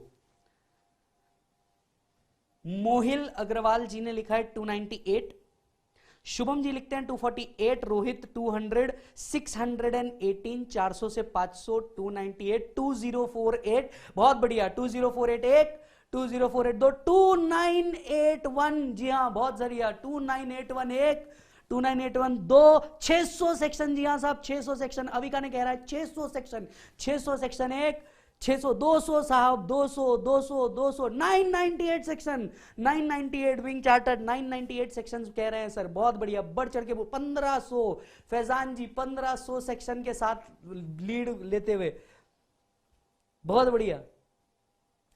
क्षितिजा कह रही है सर होंगे कुछ 1000-2000, बहुत बढ़िया बेटा, सही जा रहे हो। 9999 अक्षय जी ले रहे हैं, चलो साहब रुक जाओ, अब मैं खुद होके बता रहा हूं। इनमें से अगेन कई लोगों ने सही जवाब दिया। इनकम टैक्स के एक्ट के अंदर में कितने सेक्शन है साहब? There are 298 sections in income tax act. अच्छा, अब जैसे ही सर लोगों को पता चला ना कि हाँ बड़े फिगर लिखो, मजा आ रहा है, ये साले नालायक लोग बड़े 5 लाख 6 लाख, अबे थोड़ा सा आ जाओ, रुक जाओ, शांति में आ जाओ जरा जीवन में। 298 सेक्शन है साहब, जी हाँ, लेकिन ये कहने के लिए 298 है, प्रिसाइजली 758 सेक्शंस है। मैं आपको बताता हूं कैसे। ये धोखा हुआ है साहब, तुम्हारे साथ नहीं मेरे साथ भी ये धोखा हुआ है, क्योंकि इन्होंने नंबर लिखते वक्त तो सिर्फ लिख दिया लेट्स से सेक्शन 80, नंबर लिखते वक्त तो 80 लिख दिया, लेकिन 80C, 80D, 80E, 80EE, 80EE, EEB ऐसे कर करके 758। पर हां, अगर आपको MCQ आए, ये पॉइंट बड़ा होकर MCQ बनेगा, अभी भी बता रहा हूं, ये पॉइंट बड़ा होकर MCQ बनेगा कि सर कितने सेक्शन है इनकम टैक्स एक्ट के अंदर में, तो सर मैं आपको बता दूं 298 सेक्शंस है इनकम टैक्स एक्ट के अंदर में। तो साहब कहां थे हम? हिस्ट्री के बाद हमने समझा सेक्शन कैसे होते हैं, कितने होते हैं और उसके अंदर में क्या क्या होता है, इस बात की पूरी डिटेल्स। अच्छा जी सर सेक्शन तो समझ लिया, अब मुझे बताइए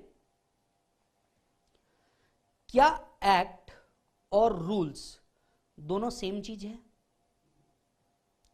आपके मन में सवाल आना चाहिए, क्योंकि अभी अभी हम लोगों ने थोड़ी देर पहले देखा कि साहब एक्ट 1961, रूल्स 1962। तो पहले तो सर मुझे यह बताओ, आपको तो पता है मैं बड़ा एवरेज सा बच्चा हूं, कि एक्ट और रूल्स क्या दोनों सेम चीज होती है या दोनों अलग अलग चीजें होती है? क्या लगता है आपको, क्या एक्ट और रूल्स दोनों सेम चीज होती है या अलग अलग चीजें होती है? मैं आपको बता दूं सर, एक्ट और रूल्स दो अलग अलग चीजें होती है। सर क्या अलग अलग होता है दोनों के अंदर में? मैं आपको बता दूं, एक्ट कंटेन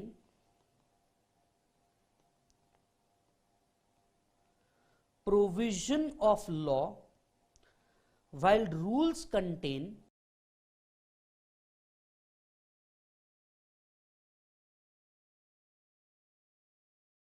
लॉ नहीं देता।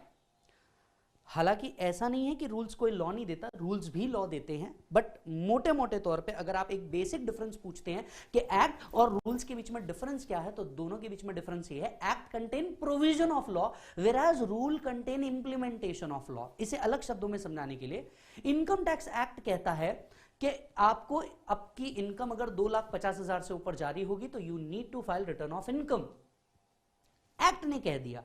रूल्स आपको बताता है कौन सा रिटर्न भरना है, कौन से फॉर्म में भरना है, कब तक भरना है, किस मेथड में भरना है, कौन से मोड में भरना है, टैक्स पहले देना है, टैक्स बाद में देना है, कहां से आएगी, कहां को जाएगी, ये सारे पॉइंट रूल्स देता है। तो अब मैं आप सभी लोगों से, सारे महानुभावों से एक सवाल पूछना चाहूंगा कि क्या दोनों अलग अलग रीड करना चाहिए या अब एक साथ रीड करना चाहिए? आप मेरी इस बात का जवाब जरूर देंगे। बताइए कि क्या अब ये दोनों अलग अलग रीड करना चाहिए या दोनों एक साथ रीड करना चाहिए? जैसे कि मैंने कहा, act contain provision of law, rules contain implementation of law, दोनों को जब साथ में रीड करना पड़ेगा तभी मजा आएगा। इसीलिए जब आपको बोला जाता है इनकम टैक्स एक्ट पढ़ना है, आपको टेक्निकली सिर्फ इनकम टैक्स एक्ट नहीं पढ़ना होता, इनकम टैक्स रूल्स भी आपको साथ साथ में पढ़ने होते हैं। सर पर वो एक सवाल तो अब भी बाकी रहा, एक्ट 61 में क्यों लाए और रूल्स 1962 में क्या लाए? पता है, आई नो, मैं बताएगा तेरे को, रुक जा, सब्र रख। पहले ही दिन आके पूरा इनकम टैक्स नहीं समझ लेगा तू, धीरे धीरे जाएंगे, हौले हौले जाएंगे। चलो ध्यान से सुनना साहब, दोनों को साथ में रीड करना होगा। इसके अलावा तुमने और भी कुछ पॉइंट सुने होंगे, ध्यान से सुनना। कभी सुना है इस बारे में? नोटिफिकेशन। एक और वर्ड तुम लोगों ने जरूर सुना होगा और वो है सर्कुलर। मैं तो कहता हूं दोनों सेम है, चलो बोलो।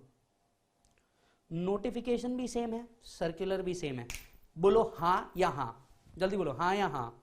नोटिफिकेशन एंड सर्कुलर सेम है, बोलो हां या हां।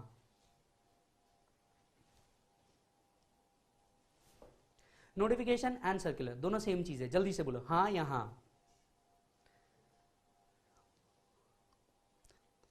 आकांक्षा जी कह रही है अलग है सर। नोटिफिकेशन वाइड होता है। अच्छा, मोहिल कह रहे हैं नो, अक्षय कह रहे हैं yes, notification and circular same चीज है। जल्दी जल्दी कमेंट करो भाई, मोबाइल तुम्हारे हाथ में, जल्दी जल्दी कमेंट करो। सौरभ कह रहे हैं नो सर, दोनों सेम है। अरे मैं कह रहा हूं दोनों सेम है, मैं क्या बता रहा हूं, दोनों सेम है। चलो एक्सेप्ट करते हैं आज इस बात को, दोनों सेम है, चलो डन करो। पूरे एक्ट को हिला दिया। अरे साहब पढ़ाने का तरीका ही ऐसा है, वर्ड बड़े सिंपल है साहब, पढ़ो तो हद कर दो वरना प्रोग्राम रद्द कर दो। डीप में जाएंगे और साला नेक्स्ट टाइम किसी ने तुमसे कोई क्वेश्चन ही किया तो तुमको ऊपर से नीचे तक पूरी चीज पता होनी चाहिए।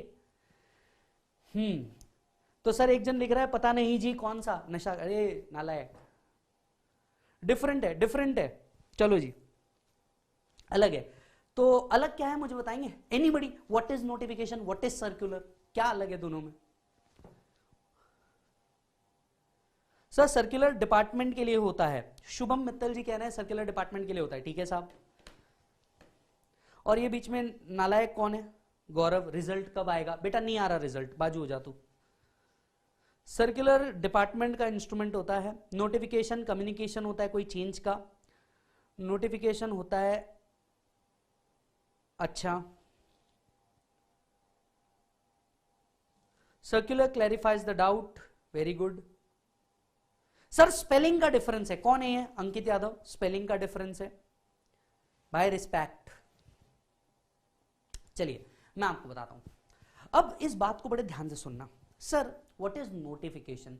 Communication of any change, communication of any change. जी हां, कई बार प्रोसेस में टेक्निकल प्रॉब्लम आती है, इस बात को मैं आपको और भी बताऊंगा। कई बार प्रोसेस के अंदर में टेक्निकल प्रॉब्लम आती है और इस टेक्निकल प्रॉब्लम को सुधारा जाता है। ये ऐसे रूल्स डिपार्टमेंट के पास है, ऐसे पावर डिपार्टमेंट के पास है कि वो रूल्स के अंदर में क्या कर सकते हैं, चेंजेस कर सकते हैं। और जब भी रूल्स के अंदर में कोई चेंजेस किए हैं ये लोगों तक के नोटिफाई किए जाते हैं। छोटा सा एग्जांपल मान लीजिए, पिछले साल तक के रिटर्न ऑफ इनकम जो थे इसके अंदर में सपोज कर लीजिए आधार की डिटेल डालना जरूरी नहीं था।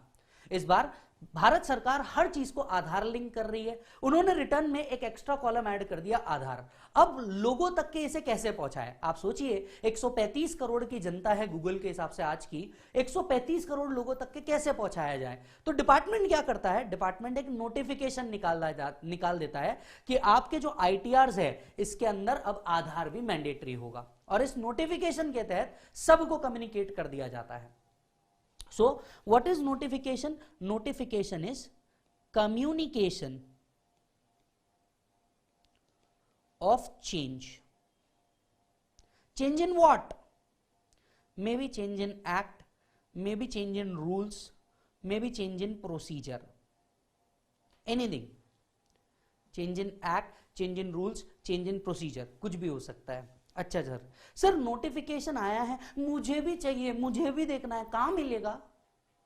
मुझे भी देखना है नोटिफिकेशन कहां मिलेगा। मैं आपको बताएगा, तेरा भाई तेरे को बताएगा मेरे भाई नोटिफिकेशन कहां मिलेगा। नोटिफिकेशन तुझे दो जगह मिल सकता है। भारत सरकार की एक ऑफिशियल वेबसाइट है egadget.nic.in, ये एक भारत सरकार की ऑफिशियल वेबसाइट है, इसके ऊपर तो मिलेगा ही मिलेगा। साथ साथ में incometaxindia.gov.in इस वेबसाइट पे भी मिल सकता है।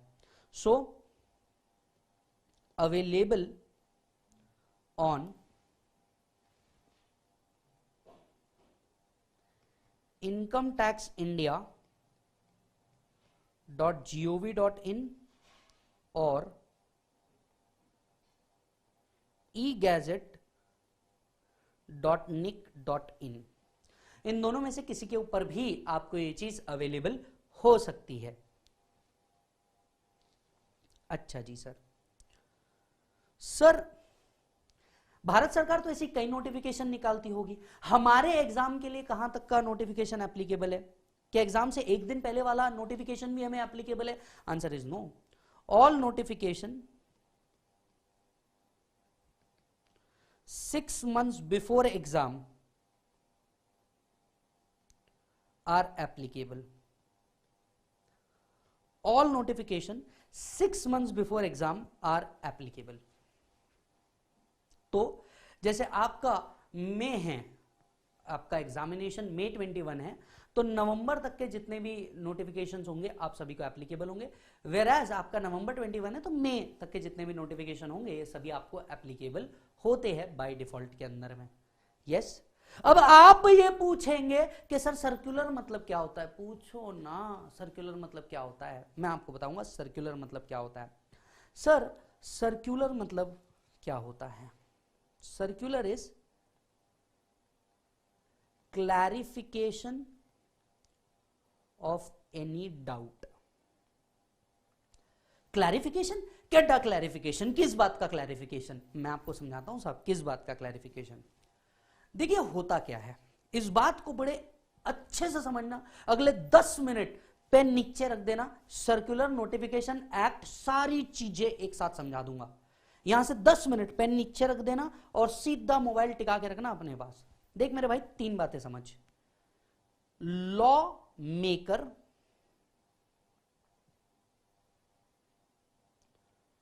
Law implementer, law interpreter. इसको लिख दो पूरा ज्ञान, पूरा ज्ञान। कौन सी चीज किसके साथ कैसे वर्क करती है जरा ध्यान से सुनना। लॉ मेकर, लॉ मेकर ये वो लोग होते हैं जो भारत सरकार के अंदर में पहली बार लॉ बनाते हैं। ये वो लोग होते हैं जो किसी भी एक्ट को लेकर के आते हैं। ये वो लोग होते हैं जो बिल ड्राफ्ट करके बनाते हैं। अब आप ये पूछेंगे, अभी अगर रिसेंटली देखें तो फार्मर प्रोटेस्ट चालू है, किस चीज के ऊपर चालू है, फार्मर बिल के ऊपर चालू है। अब पहला कोई लॉ बनाया जा रहा है, कोई लॉ बनाया जा रहा है जिसके अगेंस्ट में प्रोटेस्ट चालू है। पहली चीज लॉ मेकर ने लॉ बनाया। अब सवाल पहला, ये लॉ मेकर कौन होते हैं। चलिए आपसे एक सवाल मन में पूछता हूं, किसी ने कमेंट नहीं करना, कुछ नहीं करना, अपने मन में सवाल देखना और जवाब भी समझना। ये लॉ मेकर होते कौन है, आखिर भारत में लॉ बनाता कौन है, एडवोकेट, जज, तो आखिर ये लॉ बनाता कौन है। सर मे भी दर्शन सर बनाते होंगे, लॉ टीचर ना, वो लॉ पढ़ाते हैं। लॉ बनाता कौन है, सर मैं आपको बता दूं लॉ बनाता कौन है। लॉ बनाते हैं ministry of law and justice. ध्यान से सुनना, they create the law, they create the bill in. अब जैसे इनकम टैक्स की बात है तो रिलेटेड मिनिस्ट्री कौन सी हुई, मिनिस्ट्री ऑफ फाइनेंस के साथ मिल करके क्या बनाया जाता है, लॉ प्रिपेयर हुआ। Let us suppose income tax का लॉ प्रिपेयर हुआ तो ministry of law and justice law बनाता है और उसके साथ साथ जिस भी रिलेटेड लॉ बनने वाला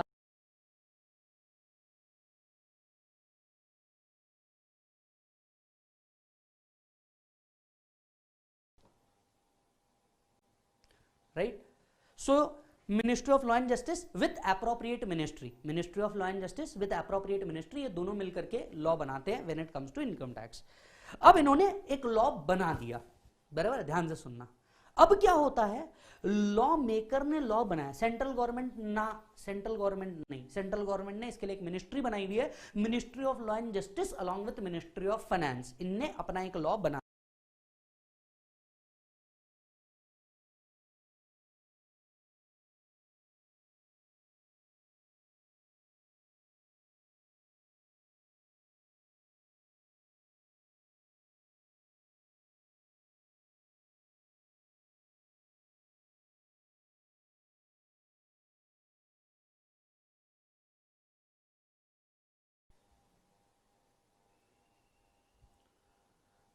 right?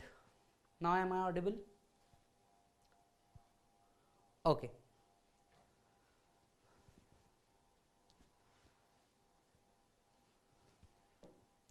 सो आ गया होगा, राइट? अब जरा समझिएगा, मिनिस्ट्री ने अपने लॉ बना दिया, ये लॉ बनाने के बाद क्या हुआ, सबसे पहले इसका क्या बनता है साहब, बिल बनता है, बराबर है। ये पार्ट आप लोगों ने पढ़ा है कहां से, फाउंडेशन से भी। ये लोग अपना एक बिल बनाते हैं, बिल बनाने के बाद ये जाता है साहब बोथ हाउसेस ऑफ पार्लियामेंट, कुछ याद आ रहा है, और बोथ हाउसेस ऑफ पार्लियामेंट में पास होने के बाद ये जाता है प्रेसिडेंट असेंट, और इसके बाद ये बन जाता है एक्ट। ये वो पार्ट है जो तुमने ऑलमोस्ट फाउंडेशन में भी पढ़ा होगा कि मिनिस्ट्री क्या करती है, मिनिस्ट्री सबसे पहले कोई लॉ बनाती है जिसे हम कहते हैं बिल, जिसे आज के तारीख में कहा जा रहा है फार्मर्स बिल, बराबर है। फिर फार्मर्स बिल एक बार बोथ हाउसेस ऑफ पार्लियामेंट के थ्रू अगर क्लियर हो गया, बोथ हाउसेस ऑफ पार्लियामेंट के थ्रू क्लियर हो गया, तो इसके बाद ये जाएगा प्रेसिडेंट असेंट के लिए। जब प्रेसिडेंट साहब इस पे असेंट दे देंगे तो ये क्या बन जाएगा साहब, एक्ट बन जाएगा। लॉ मेकर की जिम्मेदारी यहां पे खत्म हो गई, उसने अपना एक कानून बना दिया, लॉ बना दिया, लॉ मेकर की जिम्मेदारी यहां पे खत्म हो गई। अब लॉ मेकर की जिम्मेदारी के बाद आता है लॉ इंप्लीमेंटर। लॉ इंप्लीमेंटर के लिए क्या किया गया, मिनिस्ट्री ऑफ फाइनेंस, जरा ध्यान से सुनिएगा, मिनिस्ट्री ऑफ फाइनेंस ने दो बोर्ड बनाए हैं, CBDT, CBIC, CBDT and CBIC. CBDT stands for central board of direct taxes, ये आपको एमसीक्यू में पूछा जा सकता है।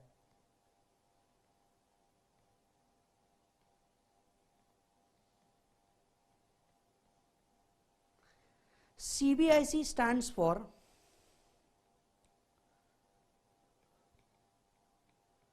सेंट्रल बोर्ड ऑफ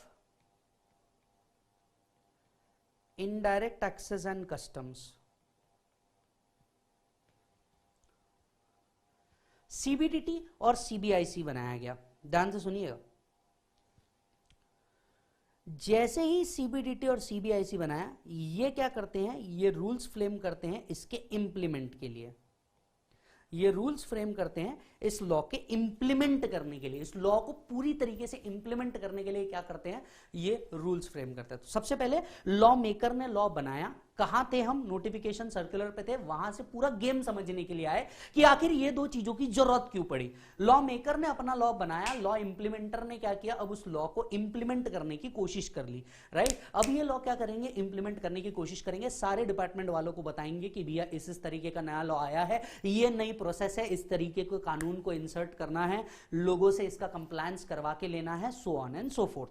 अब क्या किया गया जरा समझिएगा, लॉ मेकर ने जैसे ही एक्ट बनाया, सबसे पहले इस एक्ट, कोई नया एक्ट आया है, लोगों तक पहुंचाने के लिए किसका यूज किया जाता है, नोटिफिकेशन का यूज किया जाता है लोगों तक पहुंचाने के लिए कि लीजिए साहब, लीजिए ये कोई नया एक्ट हम लेके आए हैं।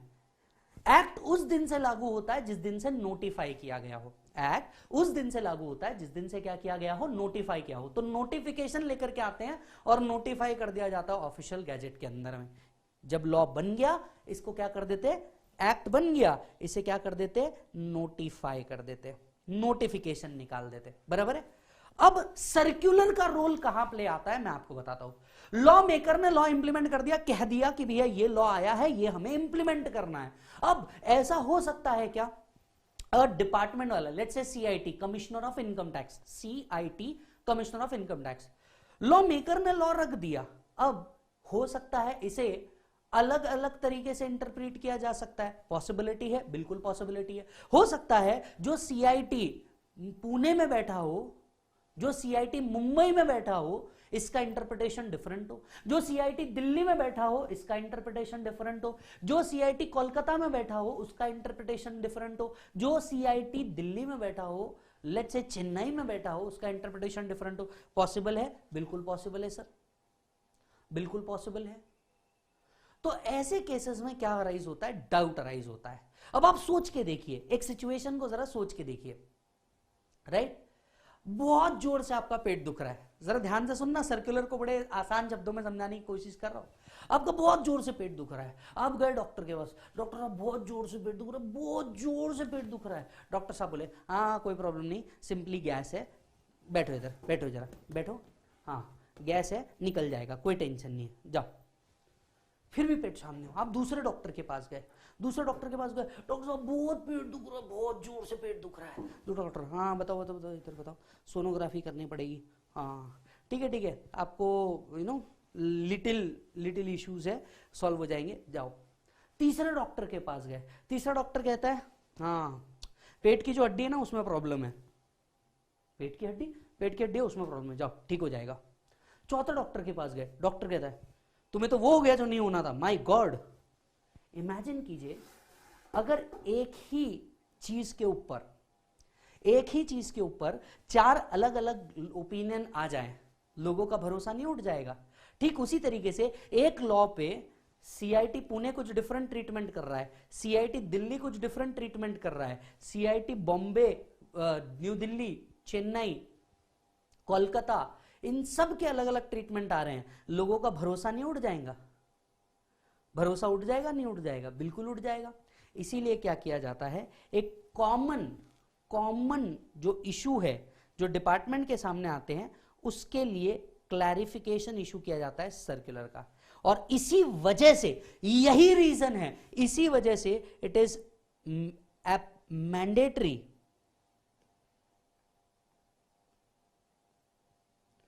To department and not mandatory to assessee oblique court। Circular में आप ये एक पॉइंट जरूर पढ़ेंगे, ये पॉइंट होगा कि it is mandatory to department. Circular department पे क्यों मैंडेटरी है?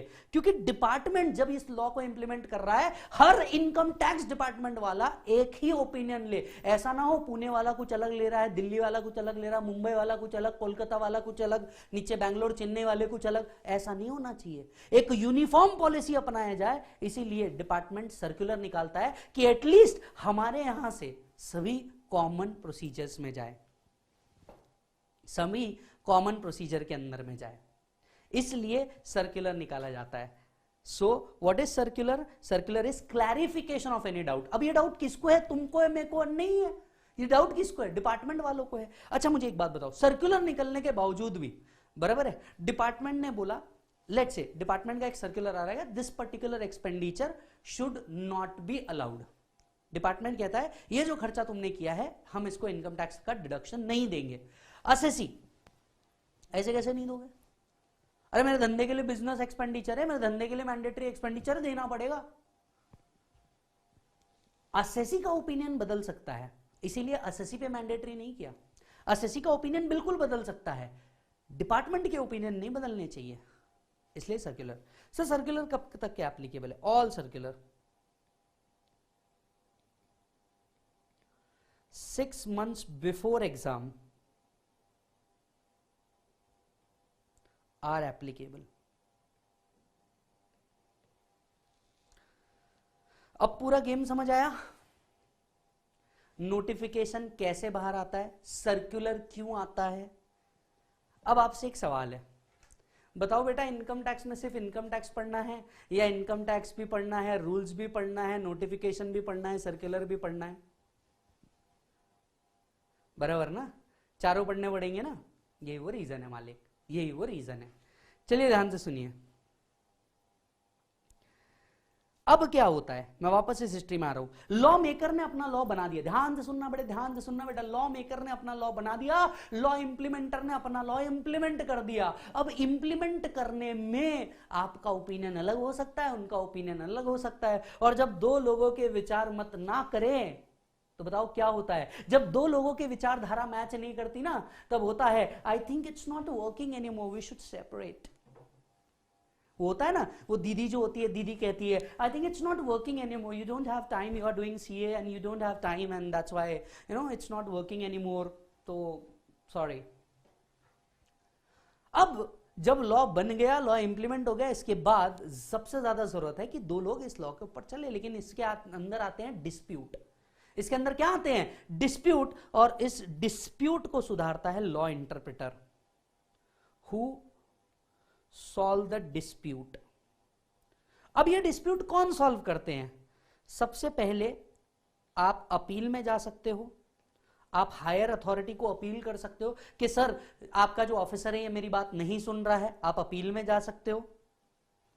दूसरा हो सकता है आप रिवीजन में जा सकते हो। रिवीजन मतलब क्या होता है, आप डिपार्टमेंट के पास जाओगे, उसके हायर अथॉरिटीज के पास जाओगे, बोलोगे ये जो आपका ऑफिसर है ना, ये मेरी बात नहीं सुन रहा है, इसको प्लीज कैंसिल कीजिए, बराबर है।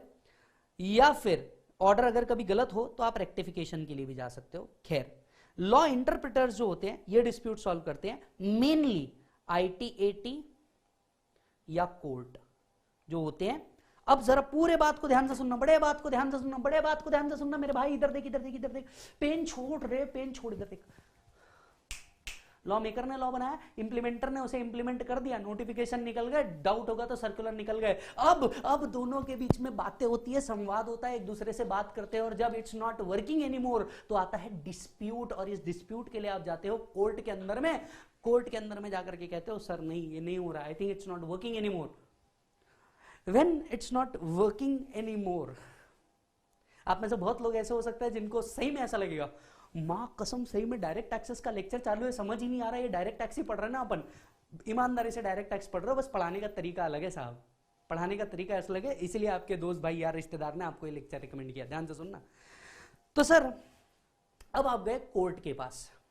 कोर्ट के पास जाकर के आपने क्या किया, कोर्ट के पास जाकर के आपने पूरा का पूरा ये मैटर को बताया, कोर्ट ने अप्रोप्रिएट जजमेंट दिया। अब जरा ध्यान से सुनना, आपके मन में एक सवाल तो जरूर आता होगा ना, हर साल बजट लाते हैं और इनकम टैक्स एक्ट को चेंज कर देते हैं, आपने सुना ही होगा कि टैक्स हर बार चेंज होता है, तो इनको कैसे समझ आता है कि टैक्स को चेंज करना है, इनको कैसे समझ आता है कि एक्ट को चेंज करना है, इनको कैसे समझ में आता है किधर क्या कैसे अमेंडमेंट करनी है। आपके सामने ही तो प्रोसेस है, जरा ध्यान से देखिएगा। लॉ मेकर ने लॉ बनाया, लॉ इंप्लीमेंटर ने उस लॉ को इंप्लीमेंट किया, इंप्लीमेंटेशन में तकलीफ आई, ऊपर जाके बताते हैं सीबीडीटी को कि हे सीबीडीटी सुन, यहां तकलीफ आ रही है। सीबीडीटी उन सारे पॉइंट्स को लिख के रखता है, सीबीडीटी उन सारे पॉइंट्स को लिख के रखता है जो उसके ऑफिसर ने, उसके डिपार्टमेंट वालों ने कहे। कई बार कोर्ट में केस होता है, डिपार्टमेंट हारता है या डिपार्टमेंट जीतता है, लेकिन कहता है अगर एक बार आज इसके ऊपर डिस्प्यूट अराइज हुआ, हमें नहीं चाहिए फ्यूचर में इसके ऊपर डिस्प्यूट, ऐसे सारे केस स्टडीज के पॉइंट्स को भी क्या करता है, लिख के रखता है। सीबीडीटी की जब बजट मीटिंग्स होती है ना, बजट मीटिंग्स के अंदर में मिनिस्टर ऑफ फाइनेंस के साथ इसे डिस्कस किया जाता है कि मैम साल भर में हमें ये पॉइंट आए हैं, ये केस लॉ है, लोगों के इस पे डिस्प्यूट्स आए हैं, हमें इस लॉ पे क्लैरिटी चाहिए और इधर अमेंडमेंट हमें करना है, एंड हेंस यही अगले साल अमेंडमेंट बोल के आता है। किसी के सपने में नहीं आता, मेरी बात ध्यान से सुनना, किसी के सपने में नहीं आता, राइट। आप कभी सोच के देखिएगा, फाइनेंस मिनिस्टर सोए हैं आकर के, हेलो सुनना, हेलो प्लीज उठो और ये अमेंडमेंट कर देना। ऐसा नहीं होता है, किसी के सपने में नहीं आता अगले साल क्या अमेंड करना है। ये है आपके सामने पूरा का पूरा प्रोसेस, अमेंडमेंट वर्क कैसे करता है। ऐसे ही नहीं आ जाता अमेंडमेंट, लॉ मेकर लॉ बनाता है, लॉ इंप्लीमेंटर उसको इंप्लीमेंट करता है, इंप्लीमेंटेशन में जहां जहां तकलीफ आई वो लिख के रखते हैं, केस लॉज से जो इनपुट्स आते हैं वो लिख के रखते हैं, मीटिंग में डिस्कस होता है और ये अगले साल अमेंडमेंट का पार्ट बनता है। And that's how amendment things thoughts and came into picture. मजा जरूर आया होगा, और आया है तो सर लिख के रखिएगा, सर बहुत मजा आया। इस बात पे तो कमेंट जरूर चाहूंगा, सर बहुत मजा आया, अगर सच में तुम्हें मजा आया होगा तो सर क्या क्या पढ़ा हम लोगों ने, जल्दी जल्दी देखते हैं। हमने कहां थे सर हम, मतलब आपने इतना मजा कराया सर, कहां थे हम सबसे पहले थे सर इनकम टैक्स एक्ट के अंदर में, इनकम टैक्स एक्ट की पूरी हिस्ट्री पढ़ी। फिर हम गए भैया इनकम टैक्स में पढ़ना क्या है, सेक्शंस पढ़ने हैं, तो हम पूरे सेक्शंस को खोद खाद के निकाला हमने, सेक्शन को कैसे रीड करते, इनकम टैक्स एक्ट में कितने सेक्शंस है, एक्सप्लेनेशंस कितने हैं, प्रोविजो प्रोवाइडेड दैट कितने हैं, वो सारी चीजें हमें यहाँ पे लिख करके निकाली। फिर हमने समझा कि क्या एक्ट और रूल्स सेम होते हैं, नहीं, हमें समझ में आया एक्ट और रूल्स दो अलग अलग चीजें होती है। फिर हमने समझा कि हमने नोटिफिकेशन और सर्कुलर जैसी भी कोई चीजें पढ़ी है, वो नोटिफिकेशन और सर्कुलर हम लोगों ने यहां पे क्लासिफाई किया, नोटिफिकेशन और सर्कुलर हमने यहां क्लासिफाई किया, ये सुनो। चलिए अब आते हैं आगे, एक सवाल जो आपके मन में अभी भी चल रहा है, एक्ट 1961 रूल्स 1962 ऐसा क्यों, बताएंगे, जरूर बताएंगे। अभी हम लोग एक और पॉइंट पे जाते हैं कि सर हमें पेपर तो लेना है, लेकिन पेपर पैटर्न कैसा होगा, पेपर पैटर्न कैसा होगा। आज पहले दिन ही अगर हमें यह पता चल जाए कि पेपर पैटर्न कैसा होगा तो हम बहुत आसानी से चीजों को आगे बढ़ा पाएंगे। आइए जरा समझते हैं पेपर पैटर्न क्या होगा। टैक्सेशन आपका 4th पेपर है, ध्यान से सुनिएगा साहब, टैक्सेशन आपका 4th पेपर है सीए इंटर का, तो प्लीज ये भी लिख के रखिए, प्लीज ये लिख के रखिए।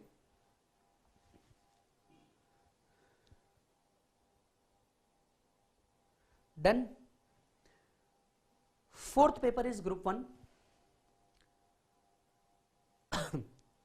डीटी और आईडीटी दोनों भी सेपरेट पेपर होते हैं, मतलब आपको 2 आंसर शीट मिलती है। डीटी की आंसर शीट अलग मिलती है, जीएसटी की आंसर शीट अलग मिलती है। ध्यान से सुनिएगा, डीटी की आंसर शीट अलग मिलती है, जीएसटी की आंसर शीट अलग मिलती है। 7 क्वेश्चन आपको इन टोटल में मिल सकते हैं इसके अंदर में। When it comes to direct taxes, आपको पता होगा डीटी कितने मार्क्स का है साहब, डायरेक्ट टैक्स 60 मार्क्स का है, डीटी 60 मार्क्स का है, और वो 60 मार्क्स कुछ इस तरीके से आते हैं। क्वेश्चन नंबर 1 जो होगा ये हमेशा कंपलसरी होगा और ये 10 मार्क का आता है। क्वेश्चन नंबर 1 जो होगा ये हमेशा कंपलसरी होगा, ये 10 मार्क का आता है, और इसके अलावा 2, 3, 4, 5, 6 ये क्वेश्चन आते हैं। हर क्वेश्चन के अंदर में पार्ट ए, पार्ट बी या part C, depending upon marks का कॉम्प्राइज कैसे होता है उस हिसाब से आपको 10-10 मार्क के क्वेश्चन आते हैं। इस तरीके से आपका पूरा 60 मार्क का डायरेक्ट टैक्सेस बनता है। तो सर ध्यान से देखिएगा, इस पार्ट को पहले लिख लीजिए।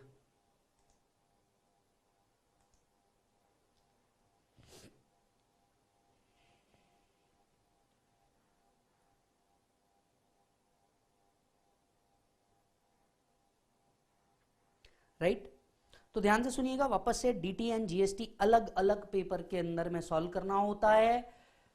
डायरेक्ट टैक्स 60 का है, वाइल जीएसटी 40 का है, और मैं आपको बता दूं 6 क्वेश्चन रहेंगे, हर क्वेश्चन 10 मार्क का होगा।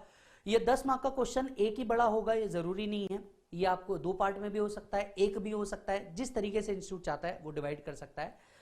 अब मैं आपको एक सबसे इंपॉर्टेंट बात बताऊं, अगर सीएस सीएमए वालों के लिए देखें तो ये 100 मार्क्स के सब्जेक्ट्स बनते हैं। कंटेंट इससे थोड़े से ज्यादा है, जिसके बारे में मैं अलग से आपका एक वीडियो डालूंगा, उसके अंदर मैं बता दूंगा, बट पहले 12 टॉपिक तो बिल्कुल कॉमन है, कोई प्रॉब्लम नहीं है। ये सुनो, पहले 12 टॉपिक तो बिल्कुल कॉमन है, कोई प्रॉब्लम नहीं है। डन। ये था सर आपका पेपर पैटर्न पूरा का पूरा। अब मैं आता हूं एक और पॉइंट पे, सर इंडिया में टैक्सेशन का बेसिस क्या है। ध्यान से सुनिएगा, इंडिया में टैक्सेशन का बेसिस क्या है। बेसिस का मतलब यह है कि सर इंडिया में टैक्स कैसे लगाए जाते हैं, क्या ये प्रोग्रेसिव बेसिस पे है या ये रिग्रेसिव बेसिस पे है। प्रोग्रेसिव बेसिस मतलब बढ़ता क्रम, रिग्रेसिव बेसिस मतलब गिरता क्रम। इंडिया में टैक्सेस किस तरीके से लगाए जाते हैं, सर इंडिया में टैक्सेस है प्रोग्रेसिव बेसिस पे। ध्यान से सुनिएगा, द बेसिस ऑफ टैक्सेशन, ये पॉइंट भी लिख के रखिएगा, the basis of taxation is progressive basis. Higher the income higher the tax. जैसे जैसे आपकी इनकम बढ़ती जाएगी भारत में आपका टैक्स भी उस हिसाब से बढ़ता जाएगा। Higher the income higher the tax, इतना सिंपल बेसिस है। तो ये भी लिख के रखिए, the tax is on progressive basis, the tax is on progressive basis, higher the income higher the tax. The tax is on progressive basis, higher the income higher the tax. आप में से कई लोग पूछ सकते हैं कुणाल कामरा जी यहाँ पे क्या कर रहे हैं। मैं सर एक बहुत बड़ा फैन भी हूं उनका, बिकॉज जिस तरीके से वो कहते हैं पूछता है भारत या अदर चीजें, मैं बड़ा फैन हूं, तो आप भी ये पूछ रहे हैं उस चीज को वो डिनोट कर रहा है। तो सर इंडिया में टैक्स सिस्टम कैसा है बेटा, प्रोग्रेसिव बेसिस, जैसे जैसे आपकी इनकम बढ़ेगी वैसे वैसे आपका टैक्स बढ़ेगा। इज दैट डन मालिक?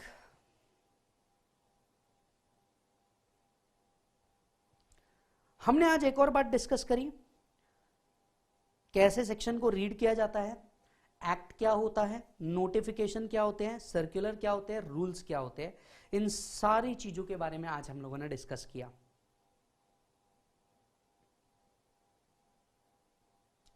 Done sir? चलो सर,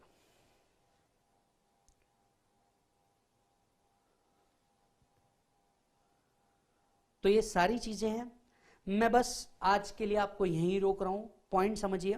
मैं आपको नोट्स वगैरह भी दिखाना चाहता हूं आज सारी चीजें, सबसे पहली बात, आपके डीटी के नोट्स बन चुके हैं। हम लोग ये जो पहला चैप्टर है, पहला चैप्टर करीब आपको 7 दिन तक के तो बहुत अच्छे से चल जाएगा, राइट। और ये पहला चैप्टर जो है ये आप मेरे टेलीग्राम चैनल पे ले सकते हैं। तुरंत मैं इसके नीचे टेलीग्राम चैनल दे दूंगा मालिक। एक बात मैं आपको बता दूं, आज का जैसा लेक्चर हुआ है, हर लेक्चर ऐसे ही होते हैं, आप किसी से भी पूछ सकते हैं। मेरा विश्वास बड़ा क्लियर है, पढ़ो तो हद कर दो वरना प्रोग्राम रद्द कर दो। जिसका मतलब ये है जो भी पढ़ो डीप में पढ़ो। ऐसा हो सकता है एक दिन एक्स्ट्रा लगेगा, लेकिन जो नॉलेज लेकर के जाएंगे वो बहुत डीप लेकर के जाएंगे, सब बात क्लियर है। दूसरी बात, मैं खुद एक एवरेज बच्चा हूं, मैं इस बात को बहुत अच्छे से प्रमोट करता हूं कि बच्चे के मन में अगर कोई डाउट आया है तो वो डाउट मुझ तक पहुंचना चाहिए। अब ये डाउट कैसे पहुंचेगा, आप बुक के नीचे देख सकते हो, मेरा नंबर दिया हुआ है, बुक के नीचे आप देख सकते हो मेरा नंबर दिया हुआ है। इस नंबर पे आप मुझे व्हाट्सएप करेंगे। मैं कुछ बातें आपको फटाफट बता दूं, फिर हम आगे देखेंगे। इफ एनी, सर अगर आपको कभी भी कोई डाउट आता है, इस डाउट को आपको क्या करना है, इस डाउट को आपको सिर्फ और सिर्फ व्हाट्सएप करना है। सर लेक्चर्स चालू होते हैं, फाइनल के लेना है, इंटरनेशनल टैक्स लेना है, डायरेक्ट टैक्स लेना है, इट इज नॉट पॉसिबल, मैं मल्टीपल टाइम्स फोन पे नहीं अवेलेबल हो पाता हूं। तो प्लीज आपको कोई डाउट है तो आप व्हाट्सएप कीजिए मुझे। यस, व्हाट्सएप करने के बाद आप प्लीज उसके लिए इंतजार भी कीजिए, क्योंकि हमारा भी घर बार बीवी बच्चे हैं, तो उनका भी हमें टाइम देना पड़ता है। हम व्हाट्सएप के ऊपर आपकी क्वेरीज को हैंडल करेंगे। अच्छा सर मान लीजिए कोविड सिचुएशन चालू है, कोई अमेंडमेंट आता है, जैसे मैंने अभी मई 21 नवंबर 21 की क्लासेस ले ली, कोई अमेंडमेंट आता है इफ एनी, तो हम क्या करेंगे, मैं आपको बहुत सिंपली बता दूं। अगर आपका मई/जून अटेम्प्ट है या आपका नवंबर/दिसंबर अटेम्प्ट है और इफ एनी कोई अमेंडमेंट आता है, तो इस अमेंडमेंट को हम कब करेंगे, आपको मार्च के सेकेंड वीक के अंदर में यूट्यूब के ऊपर इस पे एक फ्री लेक्चर मिल जाएगा, जिसके नोट्स हमारे टेलीग्राम चैनल के ऊपर कंफर्म होंगे। नवंबर अगर दिसंबर है तो आपको सितंबर के सेकेंड वीक के अंदर में अगेन यूट्यूब के ऊपर इसके लिए एक लेक्चर मिल जाएगा, जो totally free of cost available होगा, राइट। अमेंडमेंट सारे उसके अंदर में क्या कर दिए जाएंगे सर, कवर कर लिए जाएंगे, और जिसके अमेंडमेंट्स नोट टेलीग्राम के ऊपर डाल दिए जाएंगे। यस और नो। वैसे जो अभी मैं लेक्चर रिकॉर्ड कर रहा हूं ये सारे के सारे अमेंडेड है, बट आप सभी को बता दूं कोविड सिचुएशन है तो हो सकता है, क्योंकि देखिए ऐसा होता है कि कई अमेंडमेंट्स आते हैं, पर इसे इंटर लेवल पे रखना है या नहीं रखना है, इसका डिसीजन जो होता है ये हम आरटीपी जब इशू होता है इंस्टीट्यूट का, उसके बाद ही ले पाते हैं। तो इसी के लिए कुछ अमेंडमेंट होंगे तो वो इन तारीख को आ जाएंगे, आपको बिल्कुल टेंशन लेने की जरूरत नहीं है। फिर एक बात याद दिला दूं मैं आपको, सर बुक्स कौन कौन सी होगी। एज ऑफ नाउ पहली जो बुक है आप लोगों को वो है रेगुलर बुक। दूसरी जो बुक आपको मिल रही है वो है एमसीक्यू एंड क्वेश्चनएयर। अब ये एमसीक्यू एंड क्वेश्चनएयर क्या है, क्वेश्चनएयर के अंदर में extra question and answer solve करके दिए हुए हैं, तो आप वो ले सकते हो। तीसरी चीज जो है आपको आएंगे सर चार्ट्स, डायरेक्ट एक्सेस के चार्ट्स है, वो चार्ट्स मैं आपको दूंगा। और ये चीज ध्यान से सुनिएगा, बहुत इंपॉर्टेंटली सबसे पहली डिलीवरी आपकी होगी रेगुलर बुक की, और उसके बाद at certain point of time may be after a month आपको एमसीक्यू एंड क्वेश्चनएयर मिल जाएंगे। एमसीक्यू एंड क्वेश्चनएयर उससे पहले आपको वैसे भी सॉल्व नहीं करना है, क्योंकि जब तक कि आपको कंसेप्ट क्लियर नहीं हो जाए तब तक इन चीजों को हाथ नहीं लगाना है, और चार्ट्स भी उसके बाद ही आएंगे। तो एज ऑफ नाउ जब भी आप कोई पेन ड्राइव, गूगल ड्राइव या बुक्स ऑर्डर करते हैं, आपको जब भी ऑर्डर करेंगे, चाहे बुक से क्यों ना ऑर्डर कर रहे हो, ये चारों चीजें मिलेगी, लेकिन ये पार्ट्स में मिलेगी। एज ऑफ नाउ सबसे पहले सिर्फ और सिर्फ रेगुलर बुक मिलेगा, और उसके बाद आपको एमसीक्यू, क्वेश्चनएयर एंड चार्ट्स की डिलीवरी समय पे आ जाएगी। उसके लिए आपको बिल्कुल फॉलोअप लेने की जरूरत नहीं। जब भी जो बुक रिलीज होती है या जो भी बुक आएगी, मैं इसका खुद अपडेट आपको दूंगा। मैंडेटरीली आपको मेरे साथ अटैच होना है। कहां? सबसे पहली बात, आप मेरे साथ इंस्टा पे अटैच हो जाइए, ताकि हर संडे को जो मैं कनेक्ट करता हूं, डाउट सेशन लेता हूं, इंस्टा पे भी लेता हूं, तो आप इंस्टा पे सीए विजय सारडा सर्च कर सकते हैं। यूट्यूब पे V smart academy as well as CA Vijay Sarda को आप मैंडेटरीली सब्सक्राइब करके रख देंगे, राइट। एक बार आपका काम खत्म हो, बाहर चल जाओ, हम सब्सक्राइबर के लिए दिमाग नहीं लगाएंगे। आप जब तक के कुछ ना बोलो तब तक के आपको यहां पे रहना है। और नेक्स्ट इज टेलीग्राम। ये 3 जगह आपको मेरे साथ मैंडेटरीली अटैच होना है, क्योंकि मैं इसके ऊपर बहुत सारी चीजें डालता रहता हूं। तो आप यहां पे मैंडेटरीली मुझसे अटैच होंगे। मैं इंश्योर कर रहा हूं आपके पास, जब तक कि आप सीए नहीं बन जाते तब तक कि आपको इन 3 चीजों से मेरे साथ मैंडेटरीली अटैच रहना है, क्योंकि इसमें कोई अपडेट दिया और आप अपडेटेड नहीं रहे तो इशू आ सकते हैं। तो प्लीज यहां पे अपडेट हो जाइएगा साहब। चलिए मैं आपको बुक का एक छोटा सा पार्ट दिखा देता हूं। ताकि आपको समझ में आए बुक कैसे बनाई गई है। बुक्स पहली बात तो मल्टी कलर बनाई गई है, क्योंकि ब्लैक एंड व्हाइट पढ़ने में वो मजा नहीं आता जो इस बुक्स के अंदर में आता है। यस और नो, राइट। दूसरी बात, बुक्स को देखिए किस तरीके से डिजाइन किया गया है, बहुत सोच समझ के। जब भी कोई चैप्टर चालू हो रहा है, सबसे पहले तो पूरे चैप्टर में क्या क्या कवर किया है पेज नंबर वाइज मैंने आपको दिया है। इससे होता यह है कि अगर कोई आपको पर्टिकुलर पॉइंट सर्च करना है, आप डायरेक्टली उस पेज नंबर पे जाएंगे। बुक्स में बहुत कुछ चेंज्ड है। दूसरी बात, एक अमेंडमेंट इंडेक्स दिया है, आपको क्लियर कट बताया गया है कि इस पूरे चैप्टर के अंदर में अमेंडमेंट्स कहां कहां पे हुई है, तो वो भी आप बहुत क्लियरली कर सकते हैं, क्योंकि कई बच्चे ऐसे रहते हैं जिनको सिर्फ अमेंडमेंट पे भागना होता है, तो वो ये पार्ट है। क्योंकि कई बच्चे जिनने नवंबर 20 लिया है और जो सिर्फ बुक्स लेंगे, तो आपको क्लियर कट पता रहेगा कि आपके अमेंडमेंट्स कहां कहां हुए हैं, आपके मास्टर ने इस बात का ध्यान रखा है। इसके बाद मैंने हर जगह एक पेज जानबूझ के ओपन रखा है कुछ चीजें लिखने के लिए। इसके बाद अगर आप देखेंगे तो बुक को एक कलर कोडिंग दी है। Black is the general provision, green is important, red जो होगा ये हमेशा अमेंडमेंट होगा। बुक का कलर कोडिंग ध्यान से सुन लीजिए, black is a general provision, green important show करेगा, रेड अमेंडमेंट शो करेगा और ब्लू हेडिंग है। तो ये 4 कलर कोड है। आप बुक देख सकते हो, ये एक पिक्टोरियल प्रेजेंटेशन के साथ बनाई गई, फ्लो चार्ट में बनाई गई बुक है, जिसको हम लोग रीड करेंगे। यस, कल का लेक्चर जब आप आएंगे तो ये चीजें कंफर्म मैंडेटरीली लेकर के आना है। ये जो बुक है इसका अगर आप प्रिंट आउट कहीं से निकाल सकते हैं, क्योंकि मैंने टेलीग्राम के ऊपर डाली दूंगा, वो आप बिल्कुल लिख सकते हैं। साथ साथ में अगर आप देखोगे जगह जगह पे जहां जहां पे भी अमेंडमेंट है उसे सेपरेटली हाईलाइट किया गया है कि बॉस ये अमेंडमेंट है। सेक्शंस के बाजू ये विशाल सर से हम लोगों ने प्रेरित होकर के काम किया है, राइट। सेक्शन से बाजू कहीं पे अगर कुछ पॉइंट्स लिखने होते हैं, जहां मैं चाहता हूं कि आप कुछ पॉइंट्स लिखे, वहां पे आपको एक सेपरेटली पेज के बाजू जगह दी गई है ताकि आप ये पॉइंट्स यहां पे लिख लें। हेडिंग वाइज आपको एक एक पॉइंट का मैटर बताया हुआ है, प्लस आप नीचे जाएंगे जहां जहां पे भी अमेंडमेंट्स हुए आप देख सकते हैं, जहां जहां पे भी अमेंडमेंट हुआ है उसे रेड करके रखा है, सो दैट आप बहुत इजीली उसे समझ पाएं। और इसके बाद हम लोगों ने एक और चीज रखी है, वो है पास्ट एग्जामिनेशन क्वेश्चन। जी हाँ, अब जैसे अगर आप देखेंगे तो ये पूरा का पूरा सेक्शन ही नया आया है 115 BAC, तो आपको बड़ा क्लियर रहेगा कि बॉस क्या और किस तरीके से वर्क किया गया है। एक और चीज मैं आपको बता दूं, यहां पे हम लोगों ने प्रैक्टिकल क्वेश्चंस रखे हुए हैं। इस साल बुक में मैंने एक और चेंज किया है, और वो चेंज कुछ इस तरीके से किया है कि हम लोगों ने कुछ क्वेश्चंस इसके अंदर में सॉल्व रखे हैं और कुछ क्वेश्चंस अनसॉल्व रखे हैं। वो इसलिए भी किया है ताकि कुछ चीजें आप खुद उसको पढ़ के समझ लें। अगर कोई सेल्फ स्टडी के लिए भी लेता है तो वो कुछ चीजें खुद पढ़ के ले ले। और बाद में यहाँ पे पास्ट एग्जामिनेशन क्वेश्चंस कवर किए, जैसे बुक के अंदर में MCQ भी कवर किया, अलग से जो MCQ बुक आएगी वो अलग, लेक्चर के दौरान हम कुछ MCQ करेंगे वो यहाँ पे लिखा हुआ है। प्लस साथ साथ में नो योर एग्जाम, ये नो योर एग्जाम क्या है, ये पास्ट एग्जामिनेशन में आए हुए क्वेश्चंस है, मॉड्यूल, MTP या अलग अलग एग्जाम में जो क्वेश्चंस पूछे हुए हैं, ये वो है जिनको हम क्लास में सॉल्व करेंगे। ये वो चीजें हैं जो हम क्लास में सॉल्व करेंगे।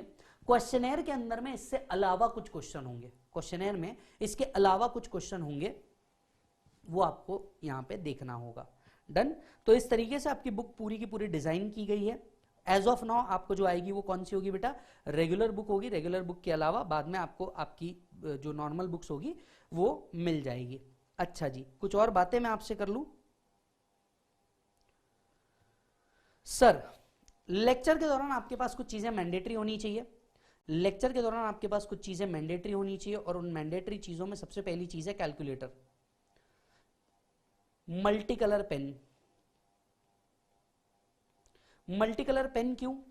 क्योंकि सर मैं पूरा DT जो है इसको शॉर्ट फॉर्म में आपको क्लास में लिखवाता हूं। अपार्ट फ्रॉम नोट्स मैं आपको फ्लो चार्ट्स बना के देता हूं, उस टाइम पे मल्टी कलर पेन होना, कोई भी मल्टी कलर चलेगा, एक ब्लू एक ब्लैक में भी, वो आप देखिएगा। कैलकुलेटर मैंडेटरी है, कुछ लाओ मत लाओ, आपको कैलकुलेटर मैंडेटरी है। आपको नोट्स जरूरी है, नोट्स के थ्रू जाना हमें बहुत जरूरी है, तो सर नोट्स आपके पास होना चाहिए। और अराउंड 400 पेजेस का रजिस्टर लगेगा। अभी से बता दूं, 200 पेज कोई काम का नहीं, सीधा 400 पेज का रजिस्टर ले लेना। 400 पेज का रजिस्टर ही आपको डायरेक्ट एक्सेस के लिए लगने वाला है। यस मालिक। इसके अलावा आपको डायरेक्ट टैक्स का नॉलेज रखने की कोई जरूरत नहीं है, उसके लिए मैं बैठा हूं, डाउट्स के लिए 100% मैं बैठा हूं और तुम्हारी हर प्रॉब्लम के लिए मैं बैठा हूं, उसका टेंशन मत लो, आप ये बात समझ के चलना। इस बात से बिल्कुल आना कि हम जब भी कोई लेक्चर लेंगे हमारे को 5-10 मिनट ऊपर एक्स्ट्रा होना ही होना है, इस बात से आप कभी भी चलते रहना। सर संडे के दिन लेक्चर होगा क्या? आंसर इज यस, संडे के दिन लेक्चर होता है और Sunday is a fun day, learn day, और उसके लिए एक्स्ट्रा लेक्चर भी होते हैं। एक्स्ट्रा लेक्चर का मतलब 3 घंटे की जगह मे बी 4 या 5 घंटे के लेक्चर हो सकते हैं, ध्यान से सुनिएगा इस बात को। डन? अच्छा जी सर, अब मैं आपसे क्वेरीज की डिमांड कर रहा हूं आज के दिन। अब आप मुझे कमेंट करके बताइए आपकी क्वेरीज क्या है। जो क्वेरीज एकदम सही होगी मैं उसका फटाफट रिप्लाई कर दूंगा। And your time starts now. आप जो भी क्वेरीज है आपकी पूछिए, कोई प्रॉब्लम नहीं है। बुक कहां अवेलेबल होगी? वीस्मार्ट वेबसाइट। सर अगर आप वीस्मार्ट वेबसाइट से नहीं जा सकते, आप आपके पास ढूंढिए, आपके सिटी में ढूंढिए जो सेंटर होगा वीस्मार्ट का। अगर कोई सेंटर होगा तो प्लीज वीस्मार्ट सेंटर पे कॉल कीजिए, उन्हें बोलिए बुक मंगा के दें, वो आपको बुक मंगा के देंगे या पेनड्राइव मंगा के देंगे। तो आप सेंटर के थ्रू भी मंगा सकते हैं बुक को, बुक हो या पेनड्राइव हो, दोनों चीजें हो सकती है। जो पेनड्राइव आएगा अविरल, उसके अंदर में सारे अमेंडेड लेक्चर ही होंगे। मैं डेली बेसिस पे इसको रिकॉर्ड कर रहा हूं और डेली बेसिस पे ये अपडेट होंगे। जो पेनड्राइव है इसमें इनिशियली पहले 15-20 लेक्चर एक साथ आएंगे, आप जब तक के वो कंप्लीट करेंगे तब तक के और आपको दूसरे लेक्चर आ जाएंगे। तो हो सकता है पेनड्राइव की डिलीवरी भी मल्टीपल शिपमेंट्स में हो जाए, उसमें कोई प्रॉब्लम नहीं है। सर डीटी में प्रैक्टिकल क्वेश्चंस भी एक मिनट आराम से, डीटी में प्रैक्टिकल क्वेश्चंस है या थियरी क्वेश्चंस? डायरेक्ट एक्सेस में दोनों होता है, theory as well as practical questions होते हैं मालिक, तो ये दोनों का कॉम्बो होता है। एक मिनट, सर्कुलर भी सेम वेबसाइट पे आते हैं क्या? यस, ये इनकम टैक्स की वेबसाइट पे आपको मिल जाएंगे।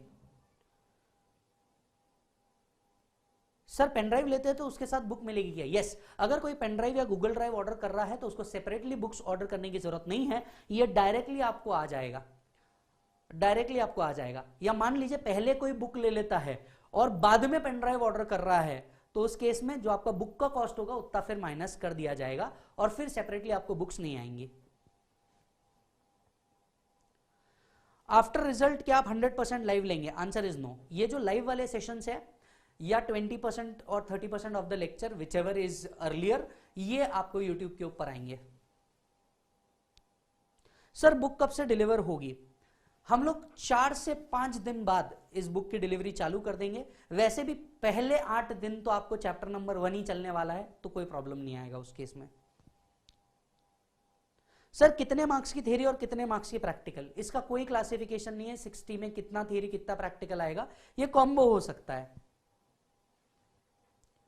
सर डाउट के लिए व्हाट्सएप नंबर मिलेगा क्या? व्हाट्सएप नंबर बुक के नीचे होगा, आप बिल्कुल देख सकते हैं। सर सर्कुलर कोर्ट के लिए मैंडेटरी क्यों नहीं है? वो इंटरप्रेटर है बेटा, कोर्ट ही इंटरप्रेटर है, कोर्ट कोई दूसरा इंटरप्रिटेशन निकाल सकता है, उनके ऊपर ही मैंडेटर कर देंगे तो वो इंटरप्रिटेशन कैसे कर पाएंगे?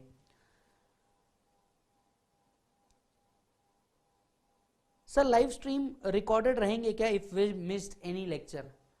लाइव स्ट्रीम जो होंगे ये यूट्यूब के ऊपर एज ऑफ नाउ अवेलेबल होंगे, but I am not sure, आप लाइव अटेंड कीजिए। ये इसे निकाला भी जा सकता है, नहीं भी निकाला जा सकता है, ये वीस्मार्ट के मैनेजमेंट का डिसीजन है।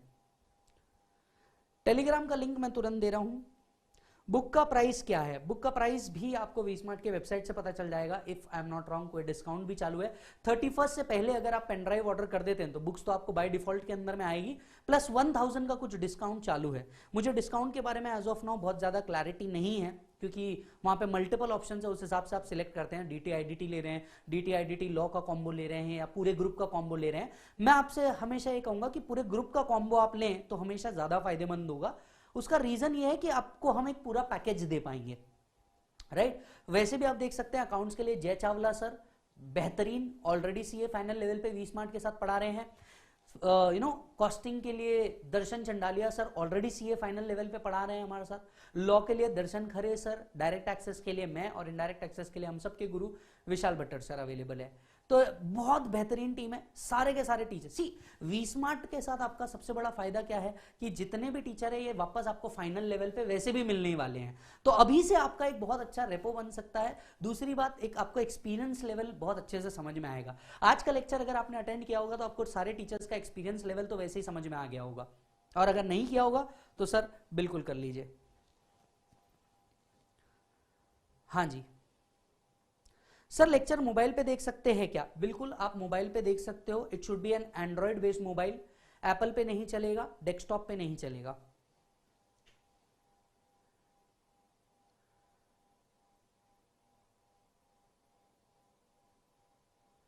Remaining lectures we smart app पे लाइव होंगे क्या?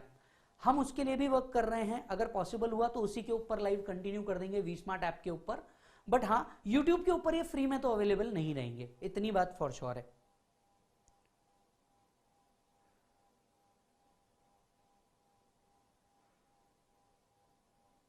फास्टैग एंड रेगुलर बुक अलग अलग है क्या? आंसर इज यस, फास्टैग और रेगुलर बुक पूरे के पूरे अलग है, बिल्कुल अलग है।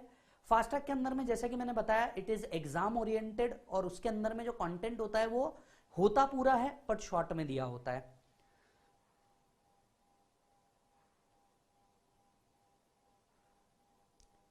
Done sir. सर ये पूरा ज्ञान नोट करना था क्या? नहीं भी क्या होगा तो कोई प्रॉब्लम नहीं है। लेट्स से अगर आपने जो पूरा ज्ञान हम लोगों ने आज लिया वो आपने रह गया होगा, तो लो यहां पे नोट्स में आपके लिखा है। ऐसा कोई भी पॉइंट नहीं होगा जो हम डिस्कस कर रहे हैं और आपके नोट्स में ना हो। Law maker, law implementer, law interpreter, ये सारी चीजें लिखी हुई है। आपने अगर नहीं भी लिखा होगा तो भी यहां पे मिल जाएगा, बट मैं कहता हूं मेरे साथ लिखते चलो, हर चीज आपको बहुत मजा आएगा।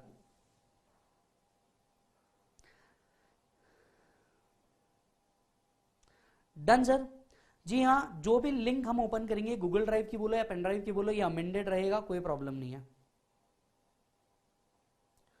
लॉ क्लासेस कब से स्टार्ट हो रही है? मेरी दर्शन सर से बात हुई थी तो शायद 25 से चालू कर रहे हैं वो।